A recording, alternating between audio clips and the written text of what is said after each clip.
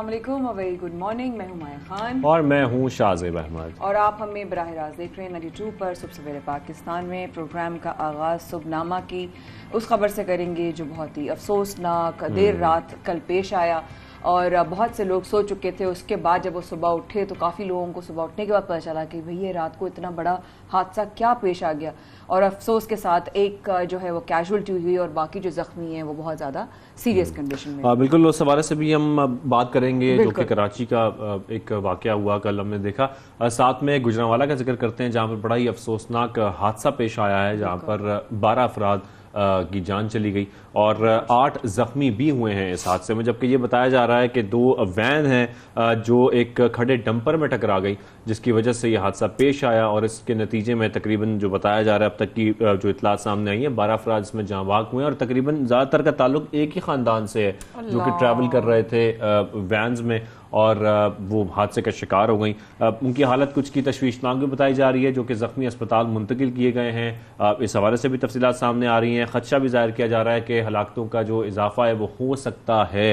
साथ में हादसे का शिकार बेशतर अफराद का ताल्लुक एक ही खानदान से है, वो एक ही घर से थे जो ट्रैवल कर रहे थे। सरगोदा में दरगाह पर हाजिरी के बाद वापस गुजरांवाला आ रहे थे, तो इंतहाई अफसोसनाक खबर सामने आई है। जस्ट इमेजिन के जुमेरात और जुमे के बीच में एक तो शब जुमा पे ऑब्वियसली जब बहुत ज़्यादा इबादत होती हैं और इतना कुछ होता है, एक हादसा नहीं 2 से 3 हादसे इस तरह से पेश आए कि और इंसान का जो दिल जो है ना वो दुख जाता है कि अल्लाह फिर हम क्या कहते हैं ना, कि अल्लाह ताला नागहानी आफात से बचाए, अल्लाह पास हादसात से बचाए, वबाई अमराज से बचाए।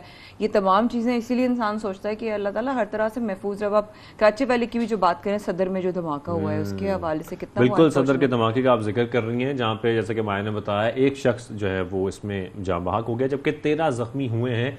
गाड़ियां तबाह हो गई, जो इमारतें थी करीबी उनके शीशे टूट गए और वहाँ पर हमने देखा कि धमाके की जो फुटेज भी सामने आई है उसमें देखा जा सकता है कि वहाँ पे धमाके के बाद जो है वो लोग भाग रहे थे। कुछ ज़ाहिर बात है एक अफरा तफरी फैल जाती है और तकरीबन 20 गाड़ियों को नुकसान पहुंचा इस धमाके से। जो इमारतें थी आसपास की वहाँ के शीशे टूट गए, दरवाज़ों को नुकसान पहुंचा है, खिड़कियों को नुकसान पहुंचा है। जो साथ में ये भी हुकाम का बताना है कि इसका कोई ख़ास हदफ नहीं था, बस बताया जा रहा है कि धमाका खेज मवाद जो है वो साइकिल में नस्ब किया गया था और एक टाइम डिवाइस के जरिए इसको टाइमर था जिसके हिसाब से वो ये चीज़ हुई है। लेकिन हाँ, ये बात सच है कि जो जख्मी लोग हैं उनमें से 2 से 3 की जो कंडीशन है वो काफ़ी ज़्यादा बताइए कि सीरियस है। अल्लाह ताला जो जिनकी डेथ हुई है वो नौजवान थे, वो जना अस्पताल में जो है वो एक्सरे का जो है वो अपनी पढ़ाई कर रहे थे एक्सरे के हवाले से, और उनकी जो उनकी बॉडी है उसको भेज दिया गया है रहीम खान ताकि उनकी आखिरी जो रसूमात है वो वहाँ पर हो सके। बताया जा रहा है 2 किलो धमाका खेज मवाद इसने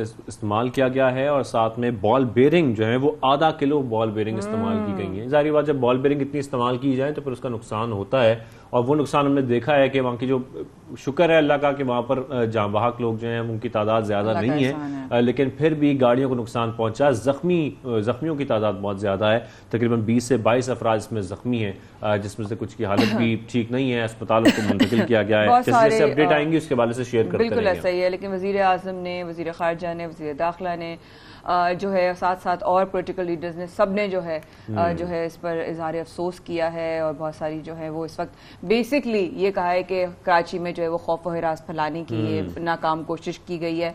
और ऑब्वियसली कोई भी होता है वो इंसान डर जाता है, लेकिन ये सोच रहे हैं कि जल्दी चलते रास्ते में ऐसा एक हादसा पेश अचानक से आ जाना, बहरहाल अल्लाह ताला जो सबको अपने ज़बान में रखे। वज़ीर ख़ारजा बिलावल भुट्टो ज़रदारी ने कौमी असम्बली में इंकशाफ किया है कि जनाब अदम एतमाद से एक रोज़ कबल धमकी मिली कि फौरी इलेक्शन माने वरना मार्शल लॉ लगेगा।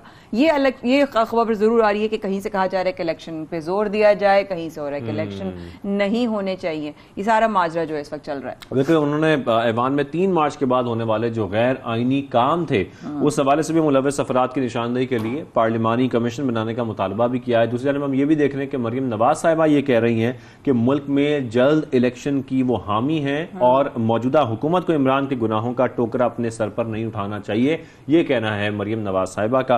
तो ये इस वक्त जो खबरें अपडेट सामने आ रही हैं, सियासी मामला जो इस वक्त मुल्क में चल रहे हैं, उस हवाले से आपको ये भी बताएं कि लंदन में आम बैठक भी हुई है और आम बैठक में नून लीग की जो अक्सरियत है उन्होंने जल्द इंतखाबात ना कराने का कहा है और यही मशवरा दिया है कि जल्द इंतखाबात ना कराए जाएं। आज दोबारा वज़ीर आज़म शहबाज शरीफ साहब की मुलाकात है नवाज शरीफ साहब से, और वो आज फिर जो है उन्होंने अपना स्टे जो है वो अभी तक रखा हुआ है, वहीं पर मौजूद है।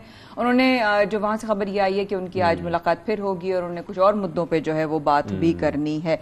लेकिन साथ साथ हम देख रहे हैं शाहजेब के मरियम नवाज जो है फुल अग्रेसिवली जो है वो नजर आ रही हैं एक्टिविटीज में, जिस तरीके से वो जलसों से खिताब कर रही हैं, वो कोई मौका छोड़ नहीं रही। फिर हम बहरहाल कहने की बात है, लेकिन वो एक जगह दिखाया कि इमरान खान साहब जो हैं वो अपने एक फैन से मिले तो फौरन ही जो है वो कल रात को मरियम उनकी भी अपने फैन से मुलाकात हो रही है। तो ऐसा क्या हो रहा है कि इत्तेफाक हो सकता है? अब बिल्कुल हो सकता है और बड़ा हसीन इत्तेफाक हो सकता है अगर ऐसी बात है। और अगर इत्तेफाक हो रहा है तो अपने जितने फैंस हैं अपने लीडरान से जाकर मुलाकात कर रहे हैं। साथ में कहा गया है कि नैब और इलेक्शन जो कि मुलाकात हुई है शहबाज शरीफ साहब की नवाज शरीफ साहब की, उसकी जो अंदरूनी कहानी है उसकी कुछ खबरें अब सामने आ रही हैं और उसमें यह कहा जा रहा है कि नैब और इलेक्शन इस्लाहात के बाद ही इंतखाबात कराए जाएंगे। पहले इस्लाहात होंगी, उसके बाद इंतखाबात होंगे। जो मुआशी सूरत हाल की बेहतरी के लिए मुश्किल फैसले हैं वो भी करना होंगे। इस मुलाकात में ये भी बात की गई है। साहब नवाज शरीफ ने आसिफ जरदारी से बात पर लीगी रहनुमाओं को एतमाद में लिया और आज मुसलसल तीसरे रोज भी बैठक होगी। जैसे कि मैंने आपको बताया कि ये जो बैठक का सिलसिला है वो तीसरे रोज भी चलता रहेगा। आज यहाँ मुलाकात, मौसम अच्छा है ना, मौसम अच्छा है तो बैठक भी मजा आता है। फिर गर्मा गर्म चाय हो और फिर मसाइल हो और उनका हल भी निकले, अल्लाह करे। लेकिन अगर हम बात करें मसाइल की तो अमेरिकी डॉलर की मुसलसल ऊंची उड़ान से रुपए की कदर मजीद गिर गई है। एक और जो मसला रोज के ऊपर हम लगता है कि मतलब यही खबर 6 महीने से ये रोजाना की बुनियाद पे 1-1.5 रुपए बढ़ जाता है डॉलर का। सेगमेंट कर लो, कहाँ जाके रुकेगा? डॉलर चलता रहेगा डॉलर यहाँ बीच में रख देते हैं मशीन में, डॉलर का रेट बढ़ता रहे, मुसलसल बढ़ता रहे। आज क्या है कि अब ये फिर मजीद 1 रुपया और 98 पैसे महंगा होकर डॉलर 192 रुपए का हो गया, जबकि ओपन मार्केट में डॉलर जो है वो 194 रुपए तक बिकने लगा है। डॉलर महंगा हो रहा है, मुसलसल हो रहा है गैर, और इसकी जाहिर बात है जब डॉलर महंगा होगा तो हमारे जो कर्जे हैं उसमें भी इजाफा होगा। ये बात भी समझने वाली लेकिन शहबाज अली साहब ने ये कहा कि इंपोर्ट पे अगर नहीं किया जाएगा फोकस तो इस तरह से ही बढ़ता रहेगा। हाँ, इंपोर्ट्स हमें कम करने की जरूरत है फौरी तौर पर ताकि इसको कंट्रोल किया जा सके। साथ में पाकिस्तान स्टॉक मार्केट पर भी मंदी के बादल इस वक्त छाए हुए हैं और गुज़िश्ता रोज भी 100 इंडेक्स में 550 से ज़ायद पॉइंट्स की कमी देखी गई है। स्टॉक मार्केट में भी हम देख रहे हैं कि ये जो मंदी का रुझान है वही बढ़ता जा रहा है, क्योंकि आज हफ्ते का लास्ट दिन है और आज जो है वो लेट बंद होता है स्टॉक मार्केट जो है। देखेंगे कि मार्केट का जो क्लोजिंग होता है वो क्या होता है, क्योंकि उसी पे डिपेंड करेगा। जनाब के अच्छे नोट पे सब बहुत मुश्किल टारगेट है, बहुत जो है वो मैं कहूँगी डिफिकल्ट हदफ है, लेकिन देन अगेन देखेंगे कि मार्केट किस पॉइंट्स पे जाके बंद होती है, क्योंकि लाइक शाहजेब से कि वो मजीद जो है वो उसमें कमी देखी गई है, मंदी देखी गई है। And let's see what is ahead. हम देख रहे हैं कि गैर एलानिया और एलानिया लोड शेडिंग हो रही है और जो बिजली की बंदिश है वो जारी है। शदीद गर्मी है, शदीद गर्मी में हम ये भी देख रहे हैं कि हीट वेव का जिक्र होता रहा मुल्क भर में। हम देख रहे हैं कि इस वक्त गर्मी की शदीद लहर है। दूसरी जानिब जब इस किस्म की लोड शेडिंग होगी तो आवाम कहाँ जाएंगे भाई? कहाँ जाएंगे? कहीं नहीं जाएंगे, उनकी बस दुहाइयाँ सुननी पड़ेंगी। और वही वाली बात है कि उनके दिल से निकल रहा है ऐसा जो भी निकल रहा है। एक तो गर्मी, ऊपर से फौरन जो है वो ईद की छुट्टियों में भी जो है वो कोई उनको आराम नहीं मिला, कोई मार्जिन नहीं मिला आवाम को, और बिजली 12-12 घंटे जो है वो जारी है। शाजीब, दैट्स अ लॉट इस गर्मी में। चूंकि मौसम के भी हवाले से एक और भी चीज आ रही है कि साथ साथ जो फील्स लाइक और जो ह्यूमिडिटी है ना उसकी वजह से अगर आप टेम्परेचर तो कम ही बताएगा, आपके फोन पे भी आप चेक कर लें। इस वक्त भी अगर हम देखें तो हमारा फोन जो वो बता रहा है जनाब कि इस वक्त 30 है या 35 है या 32 है, लेकिन जो क्योंकि हवा में नमी का तनासुब इतना ज्यादा है 80, 75, 85 उसकी जो ना वो 38, 40 और आज और कल का तो प्रेडिक्शन ये है कि कराची में और कोयटा में आसपास के इलाकों में 40 से ज्यादा जो है वो टेम्परेचर जो है वो हिट कर सकता है। तो अब ये सारी चीजों के साथ साथ कराची में लोड शेडिंग के वाकयात हमारे नुमाइंदा 92 न्यूज शराज अहमद हमें बताएं। शराज साहब बताएं क्या हालात हैं, आवाम कितनी परेशान है और कितने घंटों की जो है वो लोड शेडिंग हो रही है? जी, कराची में लोड शेडिंग का जिन बेकाबू हो चुका है, जिसकी वजह से शहर के मुख्तलिफ इलाकों में कहीं 8 से 10 घंटे एलानिया लोड शेडिंग की जा रही है तो कहीं 14 से 16 घंटे लोड शेडिंग का जो सिलसिला है वो जारी रखा गया है, जिसकी वजह से शहरियों की जो परेशानियां हैं वो बढ़ती चली जा रही हैं। इस हवाले से शहरियों की क्या राय है? इस वक्त हम मौजूद हैं बफर जोन में और यहाँ के इलाका मकीन लोड शेडिंग की वजह से कितने परेशान हैं, आइए उन्हीं की ज़बानी जानते हैं।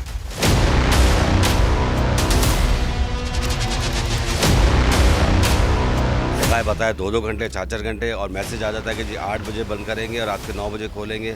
बताइए, बच्चों के पेपर्स चल रहे हैं, गर्मी का हालत आपके सामने ही है, मतलब पानी आता नहीं है। पहले सबसे प्रॉब्लम तो पानी का प्रॉब्लम है, जिस दिन पानी की बारी होती है उस दिन लाइट ही नहीं होती पूरे दिन ही। पिछले 2-3 महीने पहले हमें बिल्कुल आराम था, हमारी लाइट नहीं जाती थी, लेकिन जब से ये हुकूमत आई है मुस्तकिल लाइट का प्रॉब्लम हो रहा है, पानी का प्रॉब्लम हो रहा है और दीगर कई मुश्किलात हैं। हमें बहुत मुश्किल हो रही है, बच्चे के एनुअल एग्ज़ाम्स चल रहे हैं, आप सोचें कैसे पढ़ाई करते होंगे बच्चे। हुकूमत की वजह से बहुत परेशान है, उन्होंने बहुत बिजली की कीमतों में इजाफा किया और फिर लोड शेडिंग उसके ऊपर डबल कर दिया। पहले तो नहीं जा रही थी, अब 1 महीने से कंटिन्यूसली लाइट जा रही है और विदाउट नोन हमें नहीं पता होता है और लाइट चली जाती है। मैं खुद यूनिवर्सिटी गोइंग हूँ, मुझे काफ़ी ज़्यादा प्रॉब्लम्स हो रही हैं, अभी पेपर्स हैं मेरे और यहाँ पर मरीज़ भी हैं, बहुत ज़्यादा प्रॉब्लम। गर्मी आप देख रहे हैं किस तरह से हो रही है और चार्जेस भी इन्होंने यूनिट में बढ़ा दिए। हमारा बिल पहले कम आता था, अभी बहुत ही ज़्यादा आ रहा है और लाइट होती नहीं है पूरे दिन। ये जब से शहबाज शरीफ आए ना तो बेड़ा गर्क हो गया है। इतनी महंगाई को तो छोड़ दें आप, महंगाई उरूज पे है।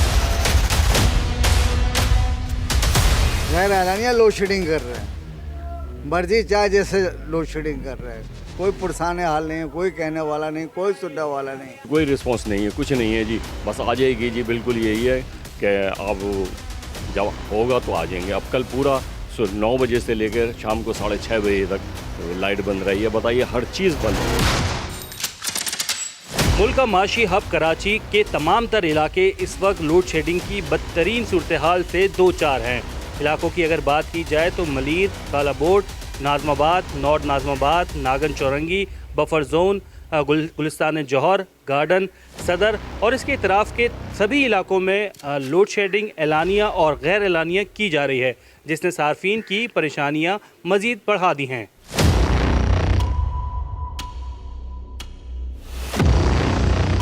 काफ़ी से पंखा चल रहा है, हम बहुत परेशान हैं। लाइट वालों को क्या हो गया है, लाइट क्यों नहीं देते भाई? लोग परेशान हैं, बुजुर्ग लोग, बीमार लोग बहुत परेशान हैं। हम पूरे दिन पढ़ते रहते, पूरे दिन लाइट नहीं होती है, पूरे 9 बजे से 6 बजे तक लाइट थी ही नहीं। हम क्या करें, गर्मी में कैसे पढ़ें? इम्तिहान की तैयारी कहाँ से, अभी पूरी तरह से अभी मेरी कंप्लीट भी नहीं हुई, लेकिन लाइटें वगैरह लोड शेडिंग में बंदा पढ़े कैसे अपना? नवाज शरीफ ने कहा था कि जो वो आया लोड शेडिंग नहीं होगी, लेकिन वो सियासी बयान है। वो यार बीमार आदमी कितना परेशान होगा, आपको अंदाजा होगा। लोड शेडिंग बढ़ जाने की वजह से घरेलू और सनती सार्फिन सभी इस वक्त शदीद मुतासिर दिखाई दे रहे हैं।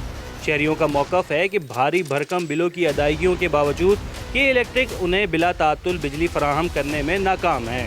ऐसे में हुकूमत को फौरी तौर पर एक्शन लेते हुए इक़दामात करने की ज़रूरत है ताकि इस सख्त गर्मी के मौसम में लोड शेडिंग का खात्मा हो और शहरियों को कुछ रिलीफ मिल सके। तो ये सूरत हाल आपने देखी कि क्या सूरत हाल है। लोग वाकई परेशान हैं, और परेशान क्यों ना हो जब घर पर आपने पढ़ाई करनी हो, बच्चों ने पढ़ना हो, खाना पकना हो, रोजमर्रा के काम होने हो और लाइट ना हो, बिजली ना हो, और फिर इतनी शदीद गर्मी में पंखा ना चले एसी कूलर तो दूर की बात है, कुछ पंखा चल जाए, लेकिन वो भी पॉसिबल नहीं क्योंकि जब बिजली नहीं है तो फिर पंखा कहां से चलेगा। तो ये जो सारी प्रॉब्लम्स हैं वो लोग उठा रहे हैं, शहरी परेशान है। कराची की सूरत हाल हमने जानी है, लेकिन ये वजह क्या है कि कराची में इतनी ज्यादा लोड शेडिंग क्यों हो रही है मुख्तलिफ इलाकों में, इसी मामले को समझना है। और हमें ज्वाइन किया डायरेक्टर कम्युनिकेशंस के इलेक्ट्रिक इमरान राना साहब ने। इमरान साहब, आपको खुशामदीद कहेंगे सुबह सवेरे पाकिस्तान में। सर, जैसे हम देख रहे हैं कि लोड शेडिंग का दौरानिया बढ़ता जा रहा है, मुख्तलिफ इलाकों में लोड शेडिंग हो रही है, लोड शेडिंग फ्री एरियाज जो हैं वहां पर भी बिजली गायब है। सबसे पहले तो बताइएगा कि इस मामले से निपटने के लिए क्या किया जा रहा है इस वक्त? बहुत शुक्रिया जी मुझे लाइव लेने के लिए और मौका देने के लिए कि मैं के इलेक्ट्रिक से आपके नाजरीन के साथ और अपने सार्फिन के साथ जो लेटेस्ट सिचुएशन है बिजली की फराहमी के हवाले से उसको मैं शेयर कर सकूं। ये सबसे पहले तो मैं आपको बताता चलूं कि शहर जो मुख्तलिफ मीडिया चैनल्स पर कुछ खबरें गर्दिश कर रही हैं कि शहर में 14 घंटे या इससे ज़ायद की लोड शेडिंग हो रही है। ये खबर दुरुस्त नहीं है। जो इसका शेड्यूल है लोड शेडिंग का वो हमारी वेबसाइट पर मौजूद है और उसी वेबसाइट की लोड शेडिंग के शेड्यूल के मुताबिक हम लोग शहर में इस वक्त जो है बिजली की सप्लाई को बहाल रखे हुए हैं। दूसरा ये कि जो हमारे रजिस्टर्ड सार्फिन हैं उनको हम किसी भी किस्म की लोड शेडिंग की सूरत में हम उन्हें SMS के ज़रिए आगाह करते हैं और उनको बाकायदा इस बारे में बताते हैं। ये भी मैं आपको बताता चलूँ, और ये बहुत इंपॉर्टेंट है कि शहर में वो तमाम इलाके जिनमें जो रिकवरी के नुकसानात 20% या इससे कम होते हैं, उनमें लोड शेडिंग नहीं की जा रही है। ये मैं दोबारा दोहरा देता हूँ कि ऐसे इलाके जहाँ पे 20% या इससे कम नुकसानात हैं, और इसके साथ साथ जो 400 के करीब के इलेक्ट्रिक के सनती फीडर्स हैं, इन तमाम पर बिल्कुल ज़ीरो लोड शेडिंग है, इन पर लोड शेडिंग नहीं की जा रही।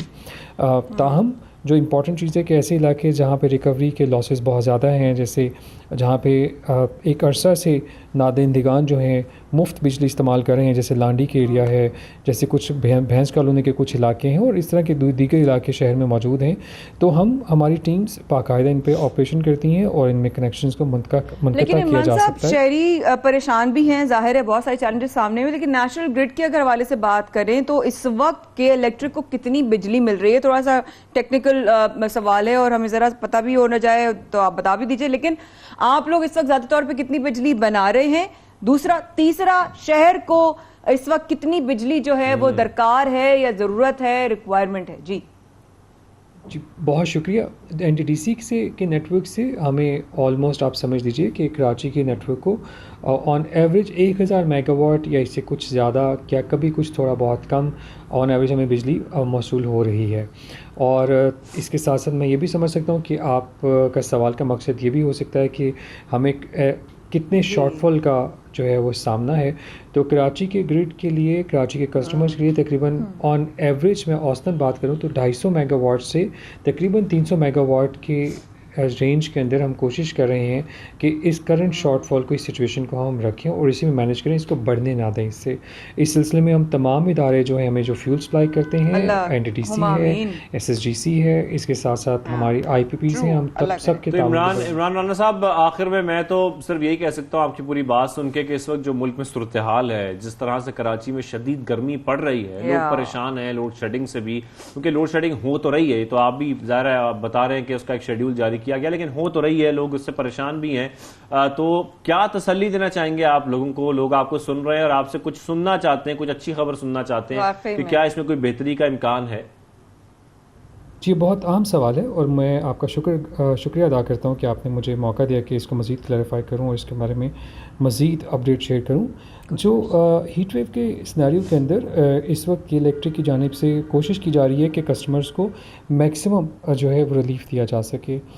इन हालात में सबसे पहले हम लोगों ने ये अनाउंस कर चुके हैं ऑलरेडी कि हर किस्म का जो मेंटेनेंस रिलेटेड शटडाउन है उसको मुअत्तल कर दिया गया है। इसके अलावा एक 24 आवर्स बेसिस पे चीफ डिस्ट्रीब्यूशन ऑफिसर की इलेक्ट्रिक की ज़ेर निगरानी एक सेल भी बना दिया गया है, जिसमें कई के आला अफसरान और ऑपरेशनल स्टाफ शामिल है, जो कि जो बिजली की करंट सूरत हाल है उसको मुसलसल मॉनिटर कर रहा है।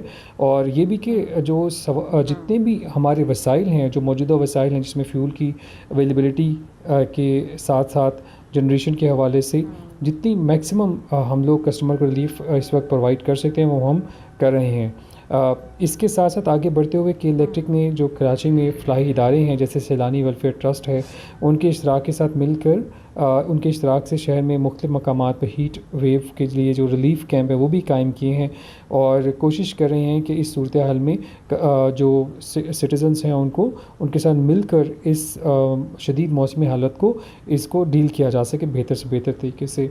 सबसे इम्पॉर्टेंट चीज़ ये कि के इलेक्ट्रिक इस तमाम सूरत हाल में जो ज़िला इंतज़ामिया है और मुतल्लिका हुकूमती इदारे हैं उनसे मुसलसल राब्ते में रहा है और इनको हम बाकायदा बिजली की फराहमी की सूरत हाल के बारे में मुसलसल आगाह कर रहे हैं। लेट्स सी जनाब, देखते हैं क्या होता है। बहुत शुक्रिया इमरान साहब, आपने हमें ज्वाइन किया प्रोग्राम में। अभी थोड़ा सा वक्फा लेते हैं, हमारे साथ रहिएगा। आज बहुत सारी खबरें हैं, बहुत सारी बातें हैं और बहुत सारी अपडेट्स हैं। सख्त के बाद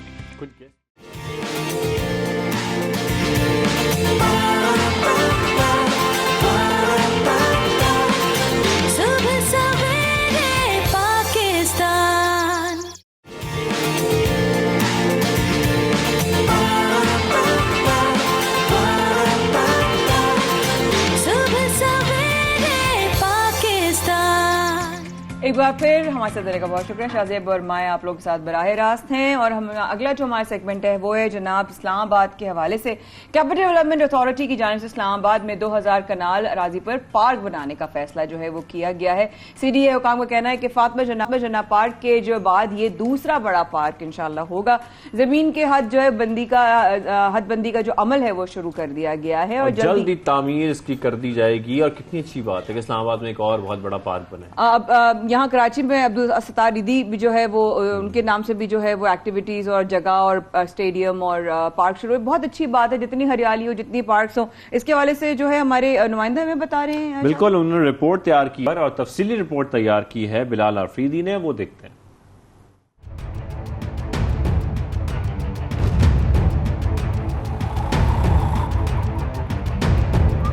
कैपिटल डेवलपमेंट अथॉरिटी CDA ने इस्लामाबाद के सेक्टर D12 में शहर इक्तिदार के दूसरे सबसे बड़े पार्क की तामीर का फैसला किया है। 2000 कनाल अराजी पर मुहित पार्क की तामीर के लिए बाकायदा काम का आगाज भी कर दिया गया है। CDA के मुताबिक जमीन की हदबंदी का अमल मुकम्मल कर लिया गया है, जिसके बाद बाउंड्री पिलर्स की तामीर भी शुरू कर दी गई है। CDA के मुताबिक पार्क में मुख्तलिफ खेलों, हार्टिकल्चर, बच्चों की तफरीह समेत जॉगिंग ट्रैक्स भी तामीर किए जाएंगे। पार्क की तामीर पर मुकामी अफराद ने भी खुशी का इजहार किया और उम्मीद जाहिर की कि जल्द ही पार्क की तामीर मुकम्मल कर ली जाएगी। जरूरत थी क्योंकि आसपास के सेक्टर्स में भी कोई पार्क ऐसा है नहीं, तो ये अच्छी बात है, ज़रूरी है। इन्वायरमेंट भी ऐसी है, पोल्यूशन भी हो गई है। CDA काम बहुत अच्छा कर रही है और होना भी चाहिए।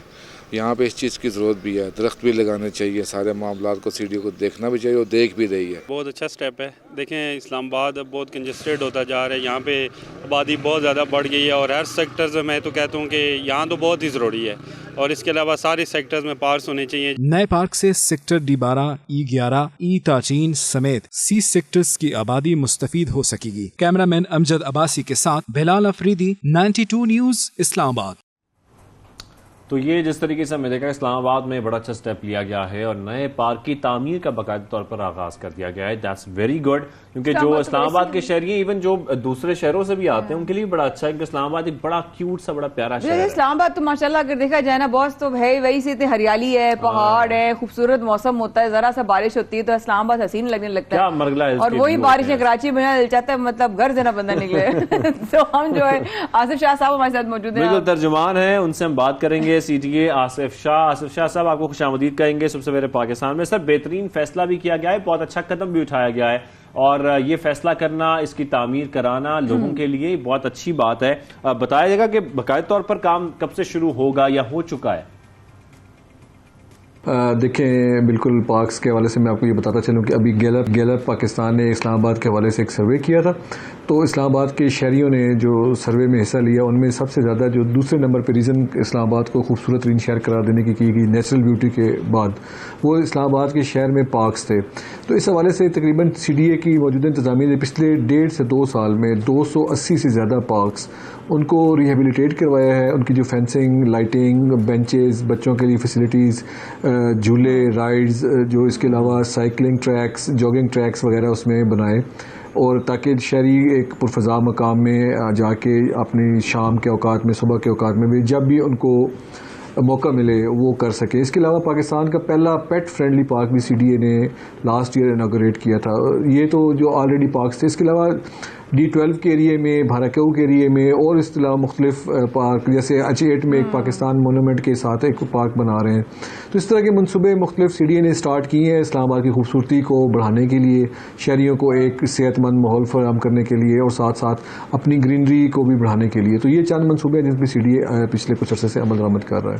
लेकिन आसिफ साहब, अक्सर जो है इस तरह के मनसूबे, जरूर आप इस बात से इत्तेफाक जरूर करेंगे, इस तरह के मनसूबों का अक्सर आगाज होता है, उन पर काम शुरू होता है, फिर अचानक रुक जाता है और फिर जब एक दफा रुकता है तो फिर वो रुका ही रहता है।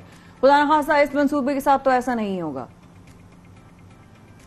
जी बिल्कुल, आपको मैं ये यकीन दिलाता हूँ कि CDA जो प्रॉपर प्लानिंग के साथ, प्रॉपर जो टेंडरिंग का प्रोसेस है उसके बाद मंसूबा शुरू करती है। अल्हम्दुलिल्लाह CDA पिछले 1 साल से 2 सालों के साथ CDA में इतने रिसोर्सेज जनरेट हो रहे हैं कि CDA का सरप्लस का बजट बन रहा है।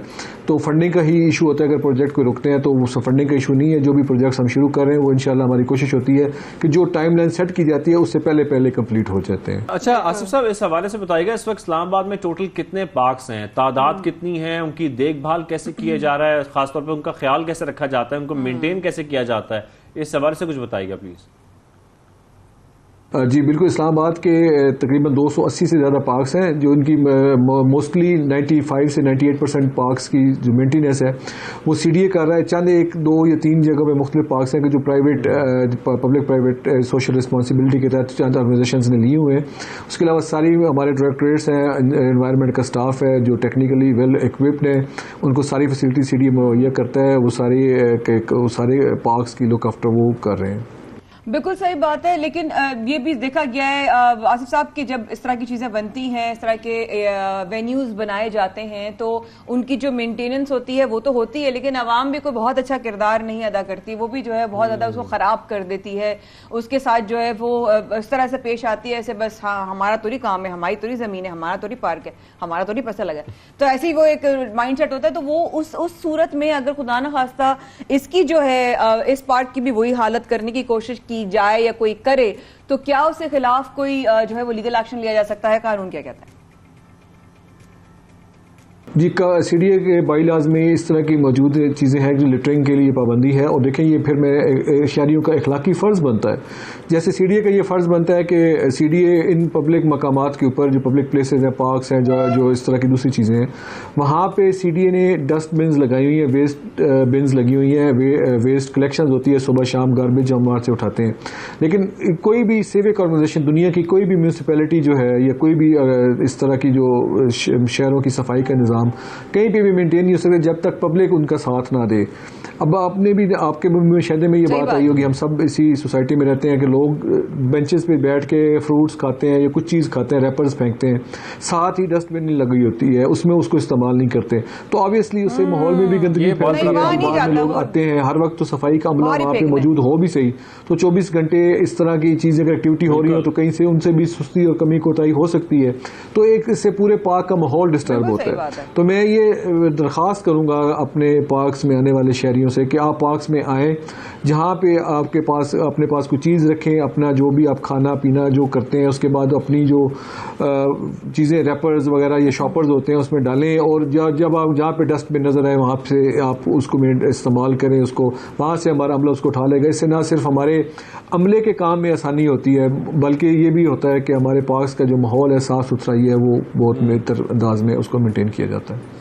बिल्कुल आसिफ शाह साहब बिल्कुल ठीक कह रहे हैं आप, और हम भी तमाम शहरियों से जो कि इस्लामाबाद के आसपास हैं, इस्लामाबाद में रहते हैं और विजिट करते हैं पार्क्स का, या आप किसी भी तफरीही मकामात पर जाते हैं तो प्लीज़ ये ख्याल रखा करें कि वहाँ पर आप लोग गंद ना फेंकें, कुछ चीज़ खा रहे हैं, कुछ खा रहे हैं, वहाँ पर रैपर्स ना फेंके जाएं, जो इस्तेमाल शुदा बोतलें वो ना फेंकी जाएं। बिकॉज देखिए ना, अगर आप यही आवाम होती है ना और हम ही होते हैं जो हम बाहर जाते हैं तो हम डस्टबिन ढूंढ रहे होते हैं, जब तक हमें मिलते ही नहीं है हम हाथ से नहीं फेंक सकते उसको, क्योंकि हमें पता है कि हमारे खिलाफ जो है ना वो कोई ना कोई एक्शन हो जाएगा। लेकिन अगर हम अपने मुल्क में तो हमारा निशाना होता है कि डस्टबिन में ना जाए, देखते हैं कि बाहर कितना जाएगा। तो माइंडसेट का बहुत ज्यादा अप्रोच का और अपनी चीज को अपना ना समझना और गैर जगह पर इंसान के बच्चे बन के रहना, ये हम ऐसे हो गए। Thank you very much Asif Shah साहब, आपने हमें ज्वाइन किया और इस हवाले से हमें बता भी रहे थे कि जिम्मेदार शहरी बनना ही बहुत जरूरी है हम सबके लिए, कि हम जब बाहर निकलें तो किस तरीके से अपनी जगहों का, अपने आसपास के इलाकों का, अपने पार्क्स का बहुत ख्याल रखें कि जो बनाए जा रहे हैं पार्क्स वो आप लोगों के लिए बनाए जा रहे हैं ताकि वहां पर आप लोग जा सकें। बचपन से ही मैं अपने मतलब हमें भी ये कहा गया कि मेरी बहन हमेशा कहती थी पानी पिया या कोई भी कोल्ड ड्रिंक पी या कुछ भी खाया तो उनका हमेशा से एक आदत थी कि बाहर नहीं फेंकना, खिड़की से बाहर नहीं फेंकना। ठीक है, आपने जो भी करना है आपने अपने घर पर अपने गाड़ी में रखें आप, और जब आप घर जाएं तो घर में जाके डस्टबिन पे फेंकें। तो वो इस तरह की चीजें अगर हम अपने बच्चों को बताएं, अक्सर लोगों इतनी बड़ी बड़ी गाड़ियां अल्लाह ने बड़ा अता किया हुआ होता है और अंदर से जो है ना वो बोतलें जो है ना वो बाहर फेंक रहे होते हैं, इतना अफसोस होता है देखकर, बहुत अफसोस होता है। बिल्कुल, और आगे बढ़ते हैं प्रोग्राम में और दीगर सेगमेंट भी शामिल करने हैं। खास मेहमान एक ऐसी बाहिम्मत खातून जो कई खवातीन के लिए मिसाल हैं, उनका आज हम जिक्र करेंगे, जिन्हें देखकर बहुत सी खवातीन को हिम्मत भी मिलती है, वो मेहनत भी करती हैं और यही उनकी अजमत भी है। साथ में खुद मुख्तारी की काला मिसाल भी हैं जिनका हम जिक्र कर रहे हैं। वो कराची में यूनिवर्सिटी रोड पर चाइनीज फूड स्टॉल चलाने वाली मिसेस तनवीर हैं जिनकी हम बात कर रहे हैं। आज हम उनका जिक्र भी कर रहे हैं, उनसे बात भी कराएंगे, आपकी मुलाकात भी कराएंगे कि वो किस तरीके से अपना ये फूड स्टॉल चला रही हैं, किस तरीके से अपना ये जो बिजनेस है वो रन कर रही हैं, और ये भी एंटरप्रेन्योरशिप है जिस तरीके से आगाज किया है। इनको मैं कल ही याद करी थी, याद है मैंने आपको बताया था कि एक और खातून है जो इस तरह का काम कर रही हैं। माशाल्लाह बहुत ही हमारी खुशनसीबी है कि एक के बाद जो है दूसरी हिम्मत वाली खातून से और इस तरह मजबूत खवातीन से हमारी मुलाकात होती है, खुद मुख्तार खवातीन से बात होती है। ये बड़ी बात है कि इतने महंगाई के दौर में, इतने महंगाई के वक्तों में, जब हर चीज इतनी महंगी है, पेट्रोल से लेकर आप कुछ भी खरीदने जाएं आपको बहुत महंगा पड़ जाता है। ऐसे में बड़े रीजनेबल रेट्स पर अपना जो खाना है वो प्रोवाइड कर रही हैं तमाम लोगों को कि आप वहां जाएं और उनका ये जो खाना है वो खा भी सकते हैं, और बड़े अच्छे रेट्स पर, बड़े जो है ना रीजनेबल रेट्स शुरू किया। मैं तो इनकी वीडियो रिसेंटली देखी थी। बिल्कुल, इनसे जो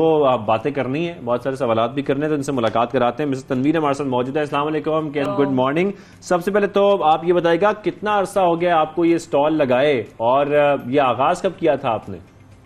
जी अस्सलाम वालेकुम पाकिस्तान, उम्मीद करती हूँ आप सब बहन भाइयों को मेरा सलाम और खैरियत से होंगे सब। कि मैंने 10वें रोज़े से ये स्टॉल को स्टार्ट किया था और माशाल्लाह से जो है वो 4 चीज़ों के साथ मैंने अपना स्टॉल स्टार्ट किया है और लगभग अभी शायद मैं 1 मंथ ही अप्रॉक्सीमेट 1 मंथ ही हुआ है। माशाल्लाह वायरल हो गई और हर कोई आपकी जो है ना वो तारीफें कर रहा है, आपकी हिम्मत की, आपकी जुर्रत की, और सोशल मीडिया पर पोस्ट की जो है ना भरमार हो गई है। तो कैसा लगता है कि जब इंसान कहता है कि कोशिश कर रहा होता है ना, अपने स्ट्रगल कर रहा होता है, तब भी कोई देखता है, लेकिन जब स्ट्रगल से गुजर के सक्सेस मिल जाती है ना, तब सारे वाह कर रहे होते हैं, तो कैसी फीलिंग आती है? ये मेरे लिए बहुत ख्वाब की ही बात है कि मैं एक आम पर्सन हूँ, एक आम लड़की औरत हूँ जो घर को घरदारी देख रही होती है, और सोशल मीडिया के ऊपर आना कोई आसान काम नहीं है। लेकिन जो कि मेरे बच्चों की मुझे मोटिवेशन मिली है और सपोर्ट है मेरे मियाँ का मेरे साथ, मेरे हस्बैंड का बहुत सपोर्ट है, मेरे घर वालों का बहुत सपोर्ट है, तो इसी वजह से जो है वो हम अगर रोड पर आए हैं और वायरल हुए हैं। जिन भाइयों ने पोस्ट बनाई है और जिनको लगा है कि मैं कुछ कामयाब बन सकती हूँ, तो उन्होंने मुझे वायरल किया है। इस चक्कर उसमें मैं उनकी भी बहुत शुक्रगुजार हूँ और एक ख्वाब जो है वो आज मुझे पूरा नज़र। बिल्कुल मिस तनवीर, ऐसी ही मोटिवेशन भी मिल रही है जिस तरीके से आप वायरल हुई हैं माशाल्लाह। उसके बाद हम देख रहे हैं कि, बल्कि हमने सुना है और हम देख रहे हैं वीडियोस में देख रहे हैं कि आपके स्टॉल पर काफ़ी रश बढ़ गया है। तो इस बात में कितनी सदाकत है, ज़रा ये हमारे साथ शेयर कीजिएगा प्लीज़। ये तो माशाल्लाह से मुझे बहुत ही अच्छा लग रहा है। मेरे सारे बहन भाइयों ने मुझे बहुत सपोर्ट किया है, बहुत अच्छा रिस्पांस आ रहा है और मज़ीद आगे भी बहुत अच्छा रिस्पांस आएगा। कल की क्राउड तो समझ लें, मैं तो खुद जो है वो देख करके हैरान थी कि मैं एक आम थी, आज मुझे बहुत सारे लोगों ने एप्रिसिएशंस दी है, बहुत सारे लोगों ने मुझे सपोर्ट की है और स्टॉल पे आके मैं उनको सलामी पेश करती हूँ कि 1 घंटा 1.25 घंटा वो मेरी अपनी बारी के लिए खड़े रहे हैं। तो उन सबको मैं अपने बहुत शुक्रगुजार हूँ सबकी कि जिन्होंने मेरा इतना साथ दिया और जो मुझे अब तक दे रहे हैं, अब तक कॉल कर रहे हैं, अब तक मैसेजेस कर रहे हैं और बहुत मोटिवेट कर रहे हैं कि आप बढ़ चढ़ के काम करें। माशाल्लाह से बहुत अच्छे मैसेजेस आ रहे हैं, उनका मैं बहुत शुक्रगुजार हूं। माशाल्लाह आपने बताया कि किस तरह वो कारोबार में माशाल्लाह इजाफा हुआ, लेकिन अब जब घर से बाहर निकल रही हैं रिज़्क़ हलाल के लिए मैदान में जो इस तरह आप उतर गई हैं, तो कब फैसला किया आपने? जी माशाल्लाह कल कारोबार मेरा पहले भी बहुत अच्छा चल रहा था और कल की पोस्ट से तो काफ़ी हद तक बहुत ज़्यादा अच्छे से चला है और इंशाल्लाह उम्मीद है मेरी कि मेरा एक एम है कि मुझे एक अपनी कार्ड को जो है ऑर्गेनाइज करना है और जल्द से जल्द जो है इस कारोबार को मैं चाहूँगी कि मैं थोड़ा और आगे बढ़ाऊँ ताकि मेरे इन द फ्यूचर मेरे बच्चे जो है इस चीज़ को रन करें। बिल्कुल, आपका बेटा आपके साथ होता है और वो सपोर्ट भी करता है, आपके काम में भी आपको सपोर्ट करता है? माशाल्लाह बहुत ज़्यादा अच्छी सपोर्ट है, रमज़ान से ही माशाल्लाह बहुत अच्छी सपोर्ट है। लेकिन ऐसा नहीं है कि मैं इसकी एजुकेशन को जो है वो ड्रॉप आउट कर दूंगी, नहीं, इंशाल्लाह मज़ीद अच्छी एजुकेशन मैं इनको दिलाना चाह रही हूँ। इसी के लिए तो मैं यहाँ स्टैंड हूँ कि मेरे बच्चे इन द फ्यूचर बहुत अच्छी एजुकेशन लें, अब्रॉड जाएँ। इनको बहुत शेफ़ का जो है शौक़ है, इनका इंशाल्लाह इनके शौक़ का मोल है कि ये अब्रॉड से ही कह रहे हैं कि मैं इंशाल्लाह अच्छे से अच्छा और पाकिस्तान का नाम रोशन करूँगा इंशाल्लाह। तो मिसेस तनवीर ये बताइएगा, जब लोग आते हैं इतनी बड़ी तादाद में, अब तो लोग आपके पास आते हैं स्टॉल पर, खाना खाने आते हैं, एंजॉय भी करते हैं, और आपका टेस्ट भी माशाल्लाह हमने सुना है, अभी तक हमने ट्राई तो नहीं किया लेकिन बहुत अच्छा है, तो ज़रा बताइएगा कि लोगों का क्या रिएक्शन होता है, और सराहते भी होंगे, आपको अप्रिशिएट भी करते होंगे, साथ में खाने का रिस्पॉन्स कैसा आता है? रिएक्शन बहुत अच्छे मिलते हैं, जुमले तो नहायत ही बहुत ही पॉजिटिवली बात होती है, जो कुछ भी है वो लाइव बात करते हैं, बहुत सारे लोग दुआएं देते हैं, बहुत सारे लोग हर दुआ में ये कहते हैं कि अल्लाह आपके रोज़ियों में बरकत अता फरमाएं, आप कामयाबी से कामयाबी की सीढ़ियाँ चढ़ें, आप जो है वो अपना एक रेस्टोरेंट खोलें इंशाल्लाह, अल्लाह ना चाहे तो ये भी आप दिन देखेंगी।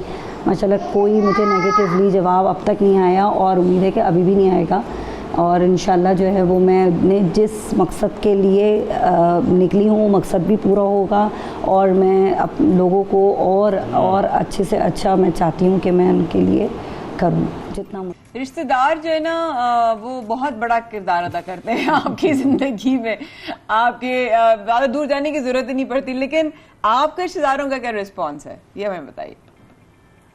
रिश्तेदारों की तरफ से बहुत अच्छा रिस्पांस है, जैसे कि मेरे इन-लॉज़ हैं, मेरा मैका है, और दोस्त ब्रदर हैं, जितने भी माशाल्लाह सब सपोर्ट कर रहे हैं और बहुत अच्छे से मैसेज और कह रहे हैं। और रिश्तेदारों के साथ बच्चों का जैसे जिक्र कर रही हैं, तो आप क्या चाहती हैं मुस्तकबिल में आपके बच्चे आपके बिजनेस को कंटिन्यू करें, आगे बढ़ें, पढ़ाई करें, बाहर निकलें, आपके क्या प्लान्स हैं अपने बच्चों को लेकर खास तौर पर?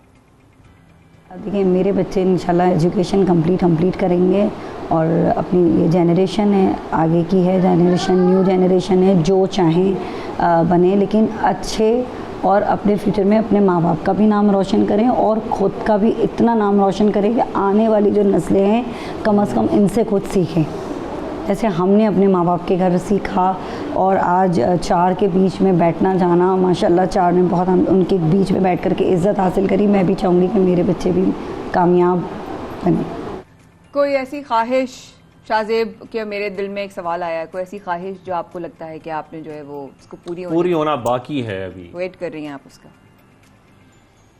बस यही इंतज़ार है कि मेरी कार्ड जो है वो जल्द से जल्द बन जाए और मैं अपना बिज़नेस जल्द से जल्द आगे बढ़ाऊं और लोगों की तवज्जो पाऊं। और लोगों को मैं ये भी बताना चाहूँगी कि इसके अलावा भी हमारी बहुत सारी डिशेज़ हैं, जिसमें पास्ताज भी हैं और जिसमें बहुत किस्म के डिफरेंट टेस्ट के जो है वो शवरमे भी हैं। इंशाल्लाह वो भी हम इंट्रोड्यूस कराएंगे। बस एक मेरी कार्ड का ख्वाब है, इंशाल्लाह वो जल्द से जल्द अल्लाह ने मेरा साथ दिया तो वो भी पूरी हो जाएगी। जब इतना अल्लाह ने कर दिया तो मैं शुक्रगुजार हूँ में भी, और इंशाल्लाह और भी मेहरबानी करेगा। आपको आपके तमाम में कामयाब करे, आपके लिए आसानियाँ पैदा करे। Thank you very much. Mrs Tanveer हमारे साथ मौजूद थी, और जिस तरीके से आप हिम्मत के साथ आगे बढ़ रही हैं, अपना बिजनेस चला रही हैं, सपोर्ट भी कर रही हैं, अपने बच्चों को भी सपोर्ट कर रही हैं, बहुत बड़ी बात है आपके लिए और आपके बच्चों के लिए खास तौर पर। Thank you very much. आपने सबसे पहले पाकिस्तान में हमें ज्वाइन किया। आएंगे आपकी तरफ और मेरे लिए फिर वो टेक अवे लेके जाएंगे। अच्छा पक्का? हाँ, यहाँ ब्रेक लेते हैं। तुसी गए ना तो फिर याद रखी आते हैं।